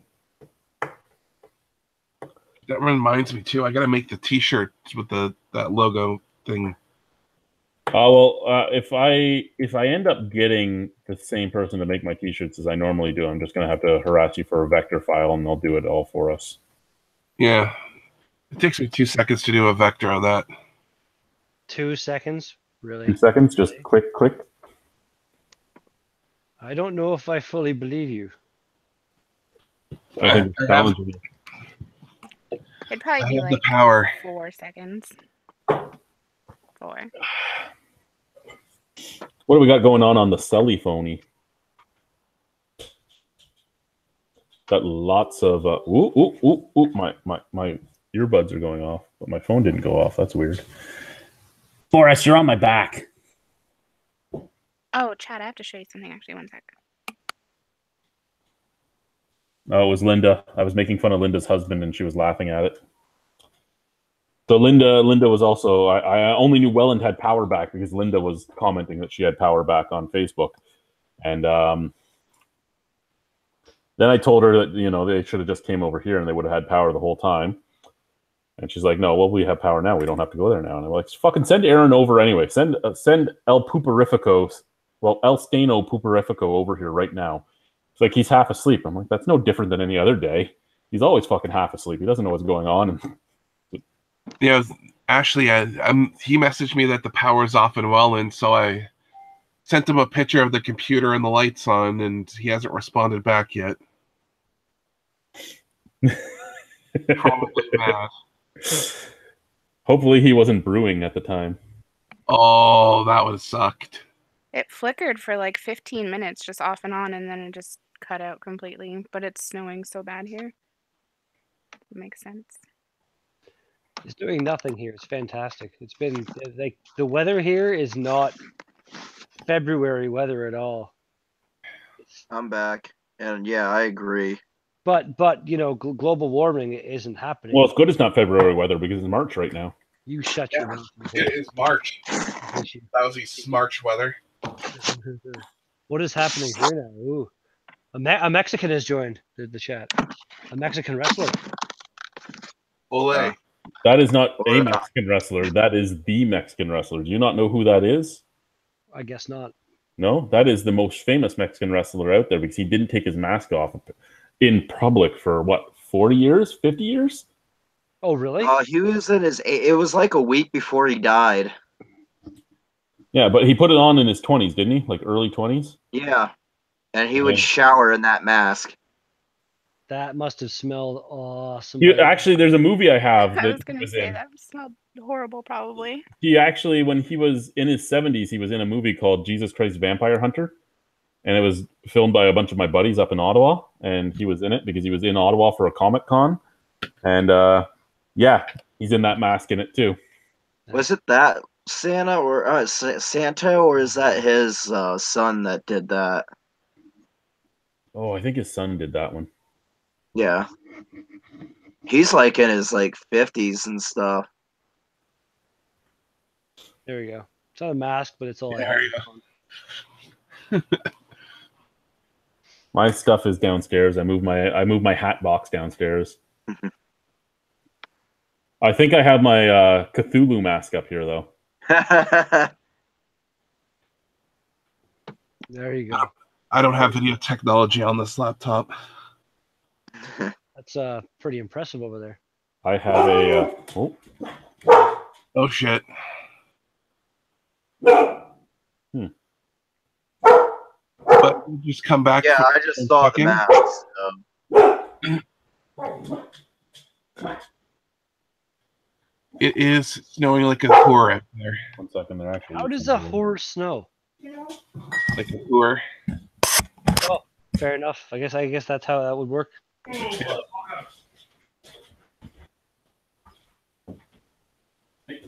God. At least 3 inches since I've got home from work. I don't want to hear about your sexual escapades. We're supposed to get a foot by morning. I don't want to hear about your sexual escapades.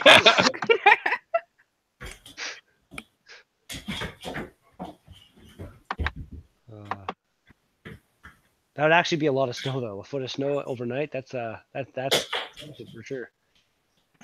And it's like wet snow too, so it's all slushy and gross. It's all turned on and stuff. I hope we get like 4 feet.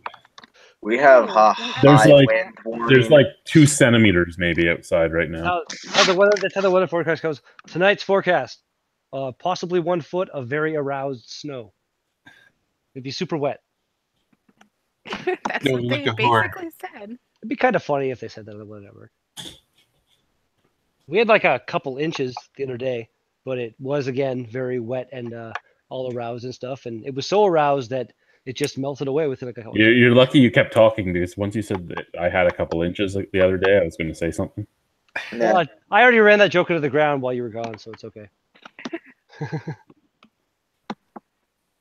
See, we're supposed to get like rain, snow mix tonight, and then AM snow showers tomorrow. What the hell is a snow shower? Is that the same thing? It's the same thing as it's the same thing as a snowstorm, just it's the American version. A snow shower is like a rain shower, but it's snow. So yeah, that's just fucking weird. It's like a friendlier version, not to masses. Well, we get offended easily here, so. You guys ever see a snowstorm where it's like a thunderstorm but snow? That's a fucking weird thing. Where it's like thunder and lightning but snow. We don't really get that. We just get like a shit ton of snow. Oh. I pasted the alert in the chat. Well, not the YouTube one because it blocked it for some reason, but the Hangout one. So to the 2 new joiners to the chat, do either of you know what Discworld is? Discworld. Oh my God, you're all fired. Every last one of you. Give me it sounds well familiar, but like what is it? I'm not sure. It's a book series, a comic fantasy book series. Yes, by Terry Pratchett, and it's. Oh, I know who he is. It's going to be on BBC. BBC is making. Okay, I know what it is. All right, yeah, now I remember. And is it like something I should like really be looking forward to? I'm assuming is what you're saying. I'm looking forward to it.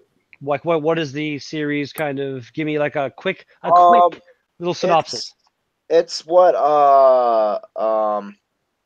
the Flat Earth Society uses for its scientific data. Oh, it is a mythical flat world that balances on the back of 4 elephants who stand on a giant turtle. So I'll check that out. It sounds quite with the flat Earth theory.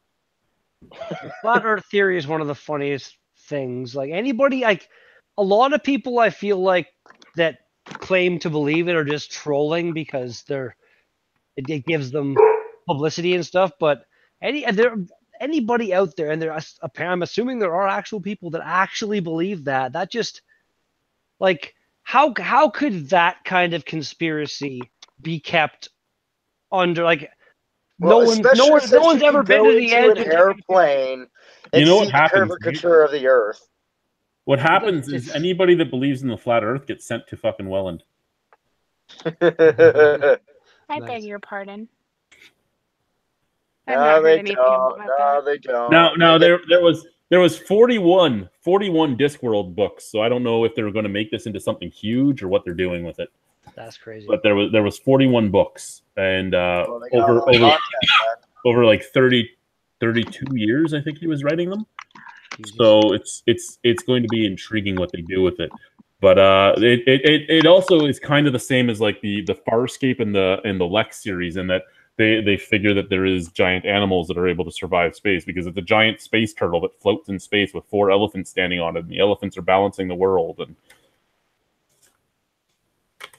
like in Lex, your spaceship is a giant bug, and in Farscape, your ship is alive as well. Like, I guess like the what was it, Asgard in the Marvel movies? That's basically a flat world.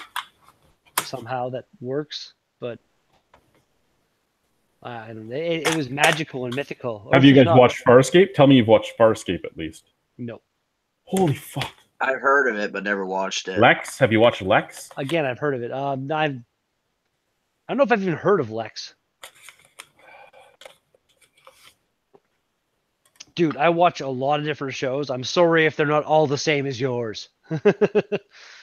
Although, you know what? I don't know if I ever did thank you, but thank you for that episode of Black Mirror that you put on for me that one night when I was like, the last night I was there, when I was just like done and dying and eating my burrito that became dog food the next day, which makes me sad. But yeah, that show, I've watched a bunch more of it, and it's the episode with the robot dog thing. Oh, that's an amazing fucking episode. That was fucking awesome, man. But at the same time, like a lot of these episodes, it's like we're not that far off from that kind of crazy shit. That Boston Dynamics, that company with the fucking, they basically have that robot dog, and if they like, it's that kind of shit could happen, man. Like, it's well, that's the thing with that show, right? That show is so fucked up because everything that they do in that show could happen. Well, the one that you showed me, actually, the Star Trek-y type one, that was like, we're definitely not there yet with virtual reality and shit. We're like, it was basically the Matrix kind of thing where like you plug into it and then you're off in this world. But if that happens and you get trapped in that world, that whole episode was fucking insanity, man. Insanity. Did you see the one where they were rating everybody? They all had that app on their phone and they would swipe like to rate them between 1 and 5 for every Yes. transaction. Yeah, I That's think basically our life now. Like, we don't have an app for it, but we use social media the same way.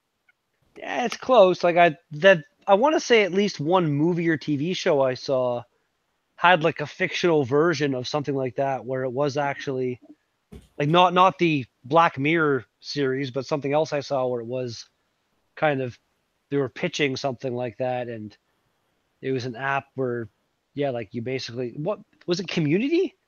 I think it was an episode of Community. Remember Community? Yeah. I've never watched Community. Well, there you go. There's something It that actually made Chevy Chase relevant again. until he just, like, you saw, like, he got fired from the show and all that shit went down. Well, yeah, because he's kind of an asshole. Oh no, he was beyond kind of an asshole at that point.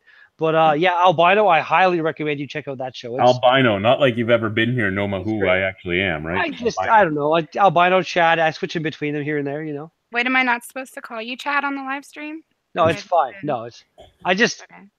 like, well, I do vlog. I'm still going through all the beers I got down there, and in those ones, I'm like subscribed to the Albino's channel, and it's like I went down and saw Chad, so it's Chad and Albino are like interchangeable in my mouth, I guess. Is what Pretty it is. sure I'm like the only one that's like doesn't have like their actual name set on the damn channel.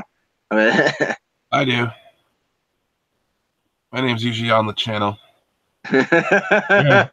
fucking Captain Contamination over there. It's always on the channel. Yep. He's coughing everywhere. Everybody's gonna wake up tomorrow with SARS. I just got over it. What do you think I'm drinking green tea for? My throat's already, This is what I was swelling doing up. shots of the last like 4 days. Hey, that's what I'm doing. Yeah, They got the exact same bottle right here. good stuff. Like it's actually like I don't like it, but I don't hate it. I'm not like a lot of people can't stand it. Yeah, but like once you get past that initial taste, the aftertaste is actually nice. I find. I don't know. I'm weird. I don't care what it tastes like. It works. Ah, It's the only yeah. thing I'll use for this one. It tastes awful, and it works. it works. It does work, yeah. We have NyQuil, which has flavors of liquid death and liquid death. NyQuil, eh? Oh, Yeah, no, It NyQuil tastes is like like that. Micro, we love you, you giant fucking Q. It tastes like death, Yeah. and then you get that nice little old like school mentholy Denis Leary aftertaste. reference. It's That just was like, glorious. Yep. Denis Leary was one of my favorite comedians growing up. He like his ass. There was asshole. Oh, sorry. There was no cure for cancer. Yeah, And that's the one then- I Which was bullshit. Which is a bullshit And then there was- title then because there he was a did that second one because he was after accused that. of stealing from Bill Hicks, which he did early on in his career. But Denis Leary's still fucking funny. He was like crazy funny, man. He was really, really good back in the day. Denis Leary, George Carlin, Bill Jeremy Hicks. Hotz, Bill Hicks, yeah, Jeremy Hotz. It makes me sad that as he's fallen off, like, and kind of gone into the Me Too kind of. But even though all he did was like whip it out and mad, he wasn't as bad as some people, but it was still fucked up. Louis C.K. He is a funny motherfucker, man. I'm surprised Artie Lang gets away with the shit he says. Like, holy shit. It's like anymore now. It's just like, it's just Artie Lang. Who cares? mm-hmm. Who was the guy that did the Russian mob scene? I he's just know always him as the talking. Machine. The Machine, yeah, that was an amazing fucking scene too. He's always topless. Then you have Eddie Izzard, who's like pretty much mainly in drag. There's a couple shows where he's not, but Did anybody here watch the? It was like a late night talk show, but not really. It was called At Midnight on the comedy. yeah. There was some comedians that came onto there that were just unbelievably funny, man. Like what's his name? Rice Darby from Australia. That guy is stupid. Like you will piss yourself all over your pants laughing at this guy. Well, when you piss yourself, where else would you piss? Well, possibly your legs, maybe not your pants. Like you don't necessarily have to be wearing pants when you piss yourself. Well, if you're not wearing pants, you're not really pissing yourself. You have to just piss on something else. You can piss on yourself while you're not wearing pants. It can still happen. What if you're sitting there with your penis accidentally like tucked between your legs, and you make it that hard, and you piss without pants Redbeard's on? very You flexible, is what he said. I'm Irish. We're not going to accidentally have our penis tucked between our legs. It's just not going to happen. It could happen. You know, well, you accidentally were pulling on it and put it down there and tucked it in and absent-mindedly or something. I don't know what I'm talking about anymore.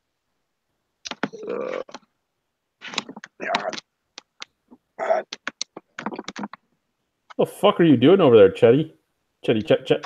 I feel I like just that. leaning back on the fucking pillows here, so I'm like computer's sitting down instead of leaning over. No, you say that, but I think the computer is actually attached to some kind of blow-up doll, and that's its head right now. And as you get going making those noises, you were yeah. He's getting it on with all of us right now. Is what's happening. Yeah. Actually, boys and girls, I think I'm off for the night. Yeah, baby. Yeah. Oh, jeez, that was. Well, you know what? They're On that note, I'm gonna have nightmares. cat contamination. Have a good night. Say hi to Tina for me. I will. Cheers, man. Don't kick her bed ever again. Good night. Good night. Oh, woo. And he's gone.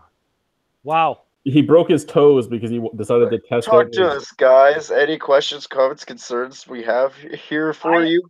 I just noticed right now. Okay. He actually had a lot of background noise on his microphone because it just got like way. Well, he also has like a 20-year-old laptop he's playing with. That's why he has no video capabilities. Let's use a cell phone like you do sometimes. Yeah, he could do that. But what I was going to say is he broke. He has one of those old Poly Dangerously phones that are just like huge. It goes with his flannel shirts and his trucker hats. Nice. But like he broke like 3 of his toes testing the structural integrity of his girlfriend's bed. That's not a thing you should do. No. Have you done more of your weird fucking death weapon workouts? Yeah. I'm actually getting much better at the full rotation spins, and the rebel presses are fine too. That live stream made me want to put shock collars on your dogs. I was sitting there trying to watch it, and it was your volume was all fine, a bit of wind noise, and then your dog would bark, and it was like decibel level plus 100 every time. It was crazy, man. And it wasn't both the dogs; it's one of them. Can you guess which one was Barker? I want to say it's Helga, isn't it? Yeah, it was Helga. It's Yeah. always Helga. It's always Helga. Well, but she sometimes gets Boris going, does she not? And like he'll bark a little bit too. No, he doesn't normally bark. Not normally, but he. Boxers don't bark often. If they bark, there's something bad going on. Oh yeah, I didn't realize that. What They I don't did talk. notice though is when she barks, he Yeah, follows. he makes a lot of noises. I guess is Yeah. yeah. Fair enough. That's what it was. He never really. Dog am I? That's fair enough. Yeah. But he follows her everywhere. Like she'll bark and go run into another room, and Boris can't not go in that room with her. He's got to see everything. Yeah. I have one of them on each side of me right now. No, I have Oreo over here, passed out in his pillow. He's like. There's Boris right there. He's so well behaved. Look, here we go. Oh, look at how cute my Oreo is. That's not a dog. It's a dog. You go to hell. That is a mop that you just plopped over there. I'm gonna say no, it's not. Actually, that's my It's dog. got dirt marks on it. Of course, it's a mop. How do you see? Yeah, because dogs can't be different colored. My God, that dog has brown on him. That's obviously a dirty mop. That is some flawed logic you have going on right now, my friend. Flawed. Okay, I don't see any flaw in that. I think he's right. Some people have gotten elected on very You know what? Just because I know he'll do it right now because I'm pretty sure he's sleeping and I'm gonna pick him up and I'll bring him over. He's gonna say hi right now in a very super friendly way. I bet you. So it's a talking mop. Grouse more. Actually, no. Your dog looks like Kirgi from like the Black Cauldron. Or Gurgi. That's what it is. Gurgi. Are you hearing the growl? You ever seen that cartoon? That Disney cartoon? All I'm hearing is a mop getting wrung out. You guys are just lucky you have dogs, okay? Oh, Even if it's a mop, it's still a dog and it counts. Such a good point. I have He's cats. such a fucking awesome little dog, though. He really is. What's wrong with cats? I have a cat too. She's passed out on the top of the chair over there. Cats are great, but I have 4 even of them. more cute. I'm allowed to have a dog. There. Look at Moo Cow being all adorable. Aw, she's Aww. cute. She is That's cute. why you just get like a really small dog, so that way if the dog tries to do something to the cats can just like put the dog in its place. Oh, I'm not no, worried like about that. my dog is, I'm gonna say like size wise, if you like put them next, not like super different size, but weight, like the dog's at least twice the cat's weight, and he's terrified of her. He'll be sitting there on the carpet like he is right now, and she'll randomly appear from somewhere, run into the room, swat, and then take off out into and just and he hates it so much, but he won't do anything about it unless she goes to drink water out of his water dish when I just fed him. Then he's like all defensive and thinks she's gonna steal his food. And the one day he literally went after her for a second and scared the shit out of me, like barking and stuff. And the cat went running in the other room. I was like, dude, calm down. She wanted to drink water. Fucking crazy bastard. Good times. No, my cats don't take crap from anybody. It's just my apartment won't let me have dogs. So I'm limited to cats, which is fine. But she I'm has a 4 cat cats lady. and says she's not a cat lady. I only have 1 cat, No, there's 4 of them in the house. You have but 4. only 1 is mine, and I'm not a cat lady. I want a dog. Yeah, the comment section is actually pretty fucking hilarious. Chad was like, and anybody in the comments, like, talk to us. I love chatting with people in the chat, but he's like, leave some comments, and Jamie's like, no. Jamie, forever the ultimate troll. We were talking about it in I was over on Rod J's, or is, I don't know if he still is, but was streaming also. And the video that Jamie put out for IPA number 5, which is the vlog I was doing, and that's why I didn't come in earlier. But his vlog for that video, or his video for that video for that beer, sorry, I can't talk properly, is hilarious. And I'm randomly kind of referencing it, and it made me feel special. Okay, so I like Toast just asked Rhino, what's your favorite sour beer? And I'll put it out there to all you guys. What's your favorite sour beer too? For me, it would probably be Half Hours on Earth Totally, which is a raspberry hibiscus sour. Mine would be the one that was given to me by Maple Rusky, the Rouge River Raspberry Sour. That beer was like somebody literally just took a whole bunch of raspberries and squished them into a bottle.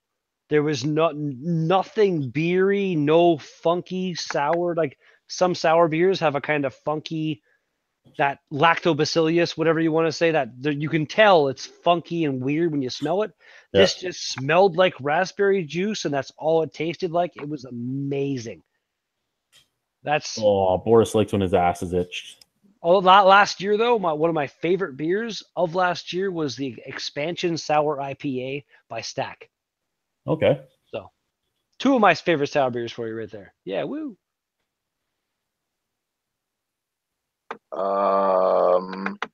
I don't think I've had a sour beer before, to be honest. No? Really? No. Well, he is in Pennsylvania. It's kind of a beer wasteland. Yeah, but still, man, come on, you gotta take a small trip or something. Come on.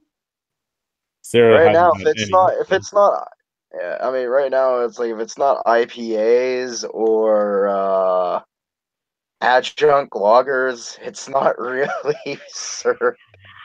Helga. And I haven't had any. That sounded far too creepy, Chad. Sammy Russell, good evening, everyone. Hey, Chad, good day to you, Sammy. What's going on? Basement Beer Review. Basement Beer says, shut up, Chad. Redbeard was telling everyone how awesome my videos are. That's awesome. It was. Yeah, you still didn't tell me if there's anything nice and new going on at TWB there, Jamie. You didn't tell me. You're too good for me. I can't get a hold of Colin. Is Colin still the brewer there? I've been trying to get them to sign up for the Albino Rhino Beer Festival, and I can't get a hold of him or Alex. I know Alex is still there, but I can't get a hold of either of them. I can't. Yeah. She hasn't been on Facebook in a while either because I sent her a Facebook message as well. I thought about texting her, but then I feel like I'm a creep if I hit like 4 different ways at once. You don't need to text anybody for that to be the case, buddy.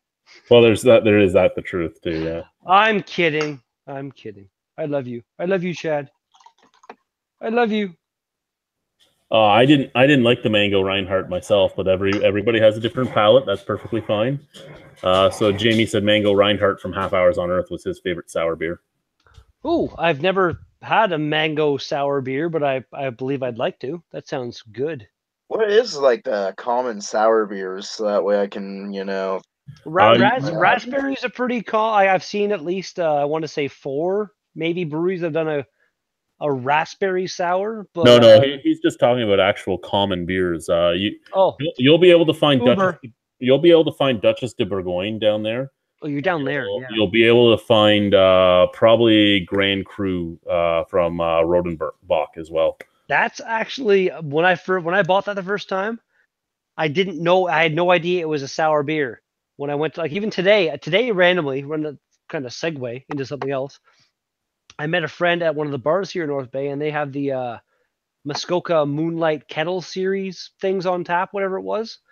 And I hadn't tried any of them since like March or something like that. And when it was like, I guess it must be like from last year. It's probably like December's beer, because I don't know if they have the new ones out now.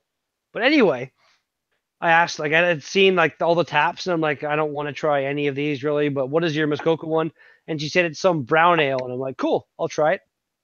And apparently it was a sour brown ale, and took my first drink. It was delicious, but just one of those like weird instances, all weird, like I wasn't expecting that at all, and it was like a big shock to me kind of thing. Like, what the hell's going on right now? Oh wait, this is actually pretty good. Okay, cool. it was fun. And yeah, Grand Cru. It's a Flanders red or whatever the crap is called, isn't it? I think it was one of the first of that particular sour style I'd had, and it was The Rodenbach? the Grand Cru stuff. Yeah.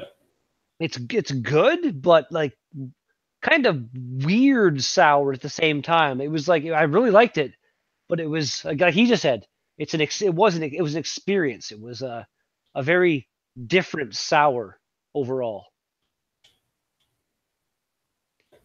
Sammy just said, anybody try the Sierra Nevada Hop Bullet yet?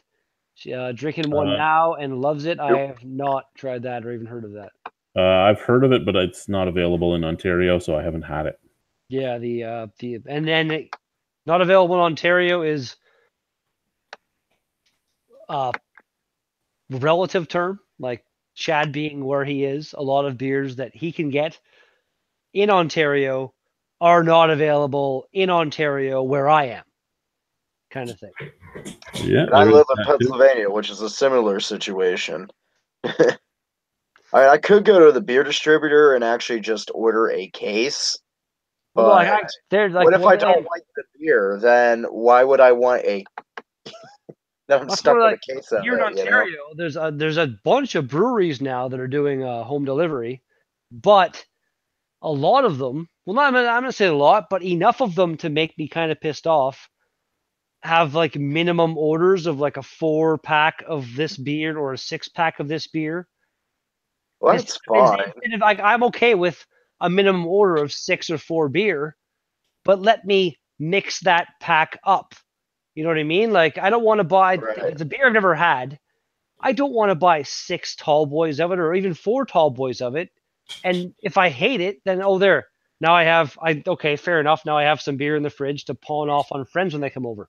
But still, I'd prefer to buy, especially because of the shipping costs with a lot of those delivered. I mean, at least yours is just 6. I actually have to order a whole 2-4 or 30 rack. Yeah, although I want to say there's at least 1 or 2 breweries, maybe only one, but they have that policy where you have to buy like at least a 12-pack, I think is one of them. I don't know which one it was though. I can't recall now.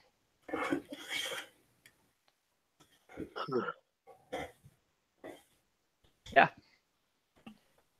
Chad, I think Boris wants your attention. You think so? Too. I think so. But yeah, I mean, speaking of like sour beers, I got to see if the craft beer bar actually serves sour beers. That way I can actually try a sour beer. And Sammy wants your address, Chad. I don't know if you saw that in the chat. I haven't been back in the chat in a second. I was just messaging Colgate right now, harassing him about Aberb beers and when Aberb is going to sign up for the festival. He wants your address to send you a couple of those Sierra Nevada hot bullet things. What the heck? I'll give you my address too. Come on now. They're not. I'm not as big as Chad in the beer tubing community, but I'm trying. I'm trying to get there. Bigger than me. Right now, hey, like I'll be like, yo, there. I just put a link in the chat there. Check out my channel, and if you feel I'm worthy, I would love to try this hot bullet stuff. Again, though, only if you feel I'm worthy. You're welcome to hate my channel. A few people do. It's okay. And if you don't like the professionalism of Chad or Redbeard, check out my channel. What do we have here? Did you just call me professional? Everyone in Buffalo is just the worst, Sammy. You're probably okay, but every other Buffalo beer reviewer is just the worst. Joe is not Buffalo. He's North Tonawanda. North Tonawanda.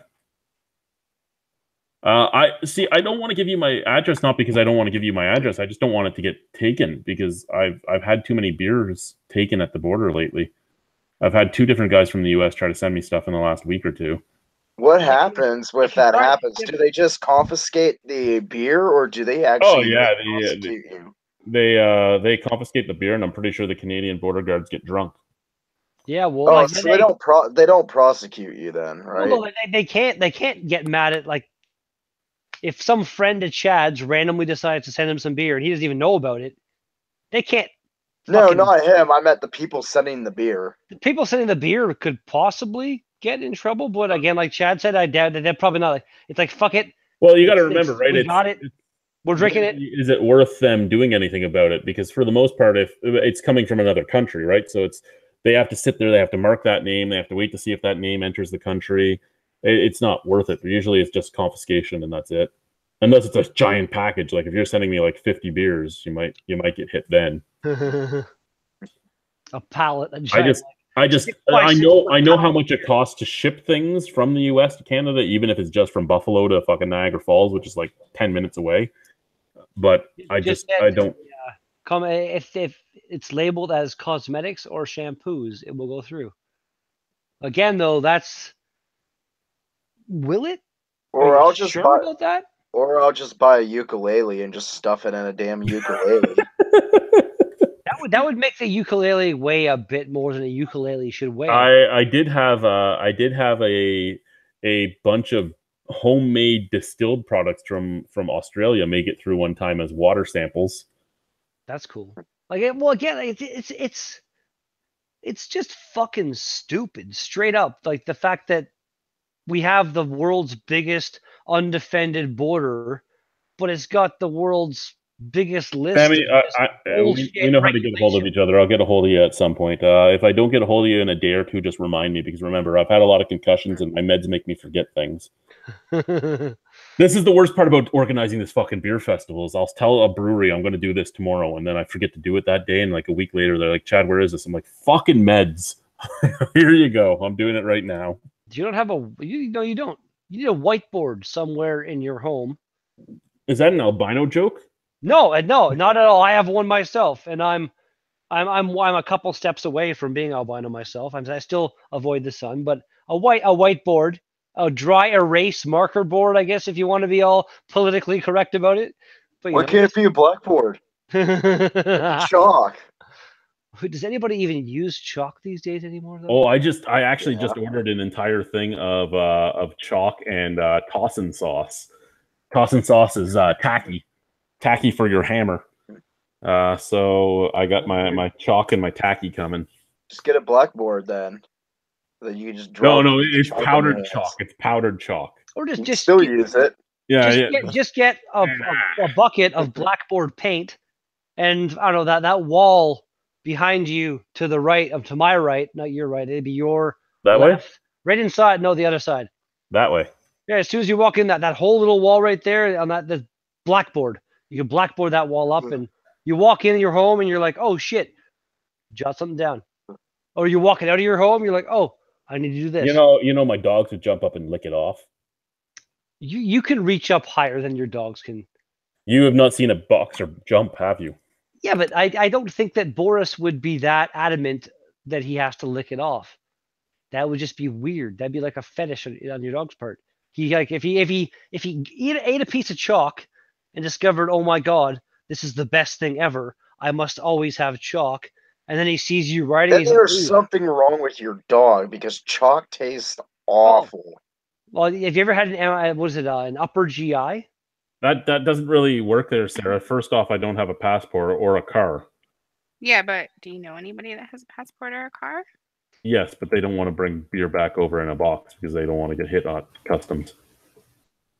Well, we were talking about that actually in the after chat on the analysis thing last night about duty. And like, do you know what actually, like, if you were to bring back, if you go to the States and you come back, you're allowed to have so many bottles. And if you go over that amount, those ones, you have to pay duty on. If you go across to the States, and you come back, you're not allowed anything unless you've been there for 48 hours, alcohol-wise. Oh, really? Yeah. Now, if okay, well, let's say you were there for 48 hours. If you were there for 48 hours, you could bring a 2-4 back. Okay, so... Or one bottle of liquor. Okay, but if under a liter. That 2-4, is that about to be like 24 different beers? Yes. Now here's the catch. For the most part, if you're coming across with less than 24 beers, they don't want to deal with it because they have to go through every beer, write down the size of it, write down the ABV of it, and then do the math on the alcohol taxes on it. Nice. So it's a lot more work. So usually when we would go across, I would buy 23 bottles. I'd get to the border and I'd be like, here's my receipt. I have 23 bottles of beer. Okay, They're go. all different. Most of the time they just let you go. Now, if you ended up getting fucking Meredith, and Meredith still works at that bridge, she would send you in for duty each time. So they would end up having to go through all that list and do them bottle by bottle, or they would just charge you the price for a 2-4, which is what they would normally do. They're just going to charge you the 2-4 price, which is $25. Have you had them go through it bottle by bottle? I have had that too, yes. And if they go through it bottle by bottle, sometimes it ends up being like a $60 duty. How long did it take? Well, most receipts in the U.S. will say bottle size and everything, so it doesn't take all that long. Okay, because like I thought like you're held up there for like fucking 3 hours or some shit, but no, it takes. But still, $60 though is if they do it as just the 2-4, you're looking at about $25. Okay, cool. So and again though, but if you bring anything more than that, then they're gonna get you. They're gonna hit you with whatever, like. But again, like beer. Can a drug sniffing dog smell a bottle of booze? No. Also, apparently, you could hide beer in handicap vans where you would put pee. Well, I was going to say, like in any vehicle. Well, yeah, I mean, obviously, you just pour your natty in the jug and it looks all the same. No, it wasn't that. One of the guys who used to be on a very regular cast member, he's still an occasional cast member, and he's here every Monday with me. Not on the show, but me and him get together every Monday. His dad was a quadriplegic, and he would drive his dad across the border all the time to buy meat and cheese and stuff that his dad wanted to buy. And they would buy a lot of booze, and they had a handicap van. So what they would do is they'd take all the pee bags out of the ceiling, and they'd put the bottles all the way in the back, and then they put the pee bags back in front of them.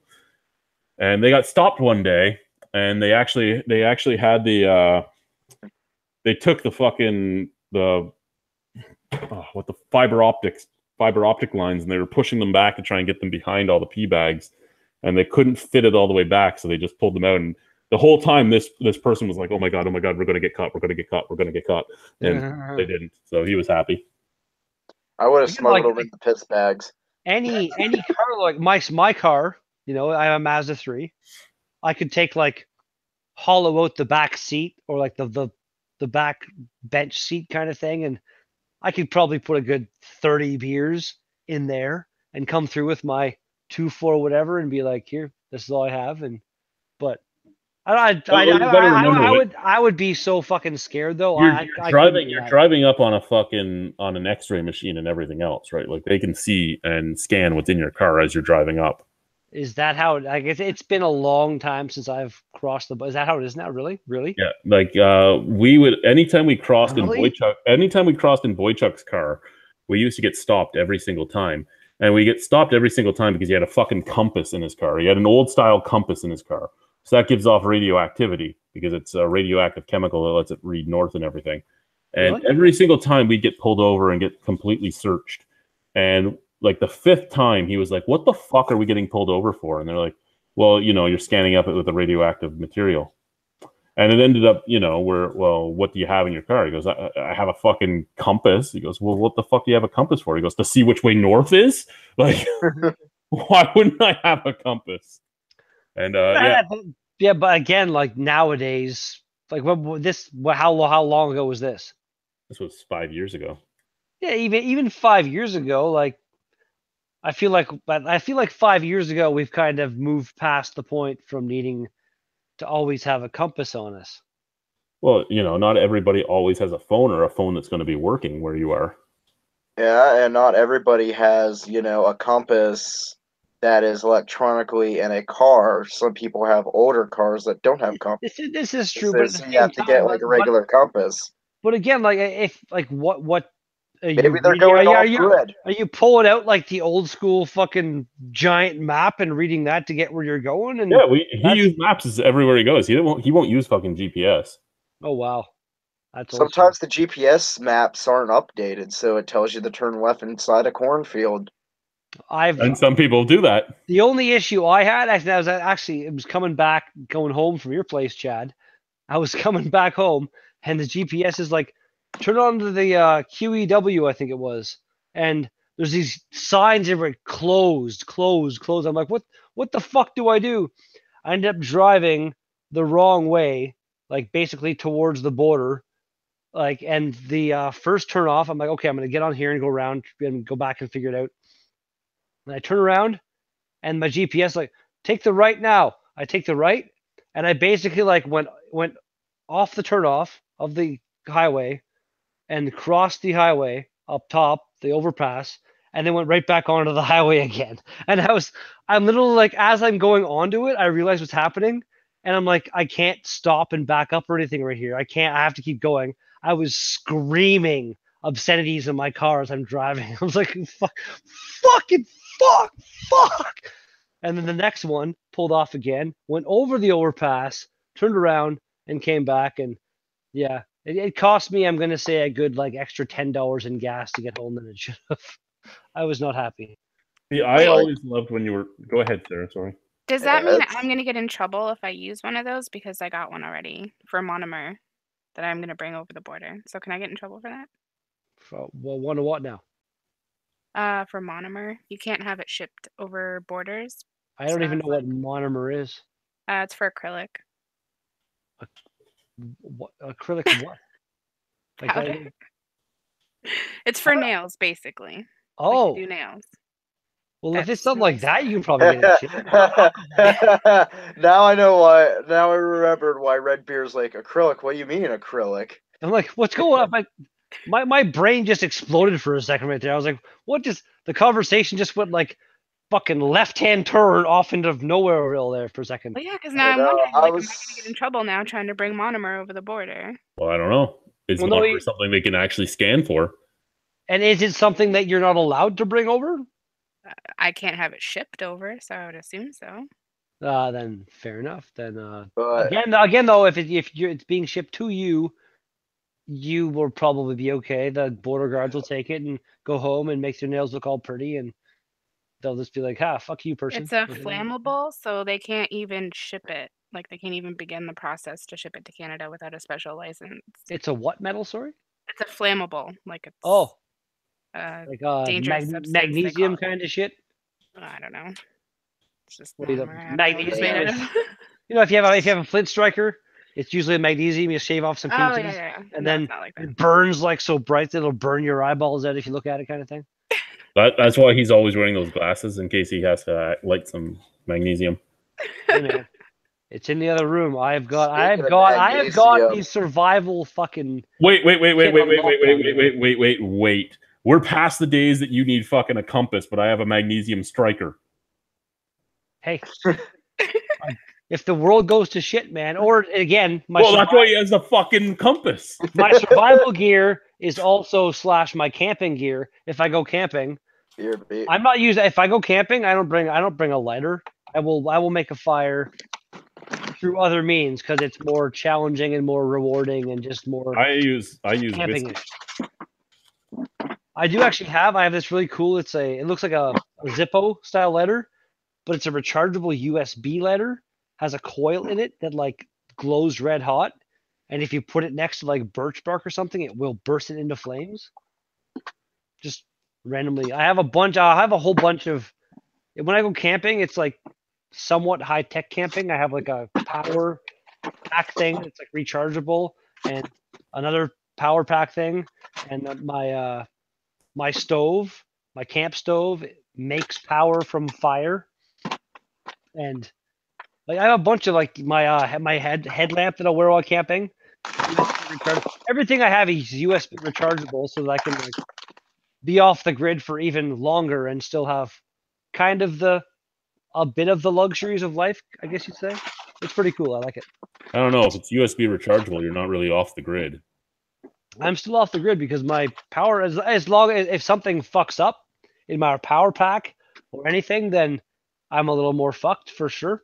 But I have the old crank flashlights and stuff. I have one of them in my my pack. Your bug out pack? I have a bug out pack. It's an empty backpack that I guess if I had to bug out, it would be filled. but that's where it's kept for now. But yeah, it was I worked at Toyota here in North Bay, and it's a Toyota branded wind-up flashlight. It works. Hey guys, you're both so good. Did you finish your Himalayan chews? Himalayan chews. Ooh. Yeah, it's yak milk that's boiled until it's hard. That's just really unusual and weird. Yeah, but dogs love it. And it lasts for hours. Oh yeah? Oh yeah. How long do you ever give your dogs pig's ears? Oh yeah. How long does one of those last for your dog? With this one or this one? Yeah, like both or either. 10 minutes and 25 minutes. Not bad. The yellow lab we had growing up, Wiley, before he was, my dad shipped him off to a breeder to get bred in the middle of winter, and a snowplow came by and plowed the snowbanks up over all the fences, and all the dogs got out. My dog basically was one of the dogs got hit and killed, and it fucking sucked. But he, at his like prime, he could go through a fucking pig's ear in under 5 minutes, man. It was a scary thing to watch. Well, these guys aren't at their prime yet, so. Yeah, that's true too. We'll see. We'll see if they can beat the Wiley. Although I have nothing to back up what I'm saying right now, but like he was just like that. He ate a almost full can of bug spray one time, including most of the can. That's called a goat, sir. And no, you'd think again, yellow lab. But he God, you're echoing. What have you done? No, I'm not. You were. You still are. I'm not echoing. I'm hearing an echo. You can't hear an echo, Mike. Look, speaker. On. Oh, now I'm it's hearing on. an echo as well. I can hear everybody coming through you. Even me. Yeah, that's right. That's what I said, man. But anyway, thinking of like other odd things that people don't know. Everything's well get. Found this at work in the garbage can. Actually, I found five of them. Oh my god! They work. Go pee-pee. It's like we're all in the Twilight Zone. I can't even talk because it starts. Okay, there we go. Okay, but I can't even talk because it like starts to like cut. I'm cutting myself off, and I'm like trying to talk over, and it's like fucking up my words and stuff. It didn't work. Yeah. What the fuck was I even talking about a second ago now? Before that happened. Oh, your dog my dog Wiley ate the bug spray. He was fine. Then I was selling chocolate bars for a school trip, and I gave a bunch. I was living here in North Bay, and the dog was with my dad in McKellar outside of Parry Sound, Ontario, and I gave my dad. He worked at the hospital there, so I gave him a whole case of them to sell at the hospital. He sold some and then put the others in the closet in his bedroom, closed the closet door. The dog realized, hey, this closet door is easy to open, got into it and ate like half a case of chocolate bars. Again. I'm surprised your dog didn't die. Again. Like, yeah, he was... I took him for a walk one time, and the property we were on, there was like this huge cliff where there were like areas where I knew how to climb down real easy, but it wasn't easy for a dog. And like I was taking him for a walk one time through the bush. I climbed all the way down, and I'm calling him, like waiting for him to, because there's easier ways, like, you know, a few hundred meters this way or this way. I'm waiting for him to find one of them, and he's just up on the top going back and forth. Eventually, like, I want to say he was at least 25, it's like at least 25 feet straight up in the air kind of thing. And he eventually just like, screw it, and jumped off and landed in this like pile of leaves where there was rocks there too. And I'm like, oh my God, my dog just like jumped to his death to come and see me. Ran over, and he like rolls over. And, yeah, I'm good. I'm fine. Like, yeah. Like, and it ended up being like my dad and his breed. Like, he survived so much and it was taken down by just the most bullshit, stupid thing ever. He was the most like Oreo's an awesome dog, but you can't compare him to Wiley. Wiley was fucking awesome, and he obviously named after the Wiley Coyote. I called him Wiley Doggoty just for difference's sake. So that way you don't get sued for copyright infringement. Nah, just for difference's sake. Oh, here we go. Why do you even have that? Where did that come from? Because the recorder's the easiest instrument to learn. This isn't a recorder. Oh. This is an Irish tin whistle, sir. An Irish tin whistle. I feel like playing it is probably quite similar to playing a recorder. Well, yeah. Do you have to vibrate your lips No. while playing it? Yeah, it's very easy to play. I didn't say it isn't. I just said it wasn't a It's recorder. an Irish recorder. Get in here. I want to close the door, fuckers. It's a nice close up on your ear. Did you have plugs in your ears right now? Actually, Yeah, pink ones. Like pink. I was gonna say like the angle you had a second ago made it look like they were just like. Oh, well, yesterday was anti-bullying day, so I had pink bracelets, pink ears, a pink shirt, and pink nail polish. Look at you, being all. Come on, guys. He didn't dye his hair pink. That would have been cool. Randomly, We that talked about thing, it. does your hair? Have you dyed your hair before? You can't dye my hair with regular dye. It has to be like Oh, really? gels and stuff because I have no pigment. Well, I figured that your hair being white would take on whatever color that much more easily, but Just a marker. Just take a marker. then yeah, that worked too. Spray paint your head. Do it. We used to do it bingo dabbers when we were younger to just put There like you go. temporary streaks in our hair. Oh, there are solutions, Chad. You could have pinked up your head yesterday. That thing is ridiculous. What is the overall weight of that thing? 30 pounds? Yeah, you could. That's like zombie apocalypse gold right there. Is what it is. Oh yeah, this thing won't break. No, like so many zombie games I've played recently where it's like you get a hammer and you kill like 3 guys with it, and then your hammer's like broken and unusable. Hammers are more durable than that. Not in a zombie apocalypse. Yeah. Well, again, like people are dead, they're decomposing, their skulls should be at least a little bit more easy to gaw. So the hammer shouldn't just fall apart. There, that wouldn't be that great in a. Like you need some stamina to like fight off a horde with something that big and heavy. Well, who knows? Maybe in the near future, during the zombie apocalypse, quality control went to shit.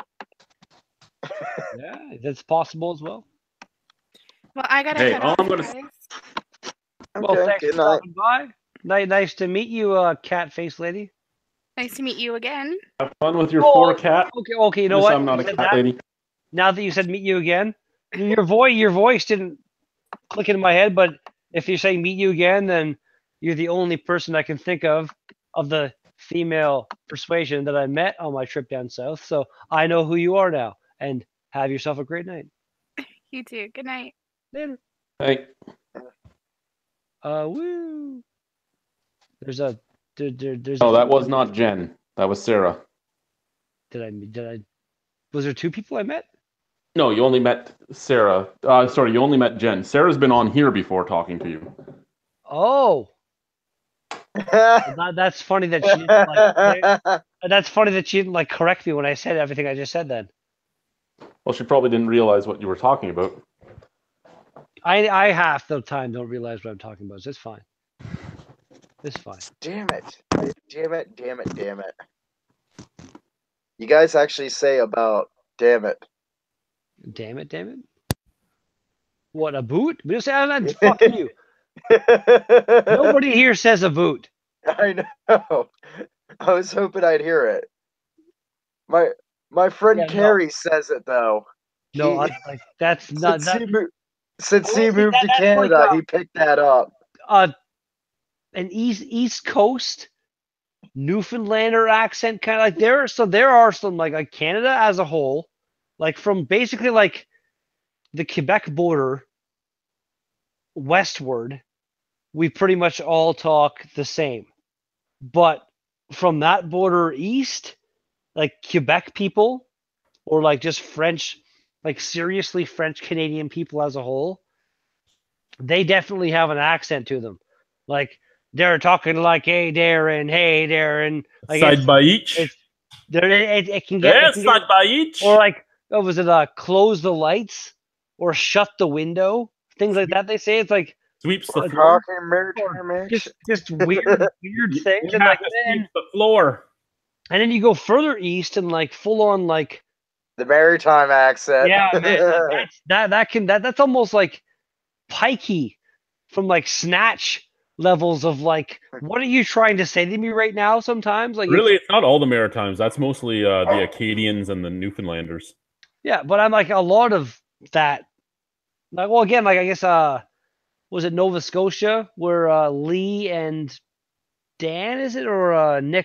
Dan and Nick are New Brunswick. That's what it is. Sorry, they sound more or less like I do. So randomly, interesting. It's kind of like how the states are. I mean, every state has their own accent. But what's really funny is that you could really see tell like where someone's from, especially from like their accent in America, as from north down to south, because especially like Maryland, it really blends where you have like the less you have like a southern draw, but it's nasally. I'm going to break in on this for a second here, guys. We are going to go offline. Here's the join link to come and join us, people. So come on in and say hi. There's just some stuff I want to talk about that I can't talk about online. So, yeah. Chad's going to get it.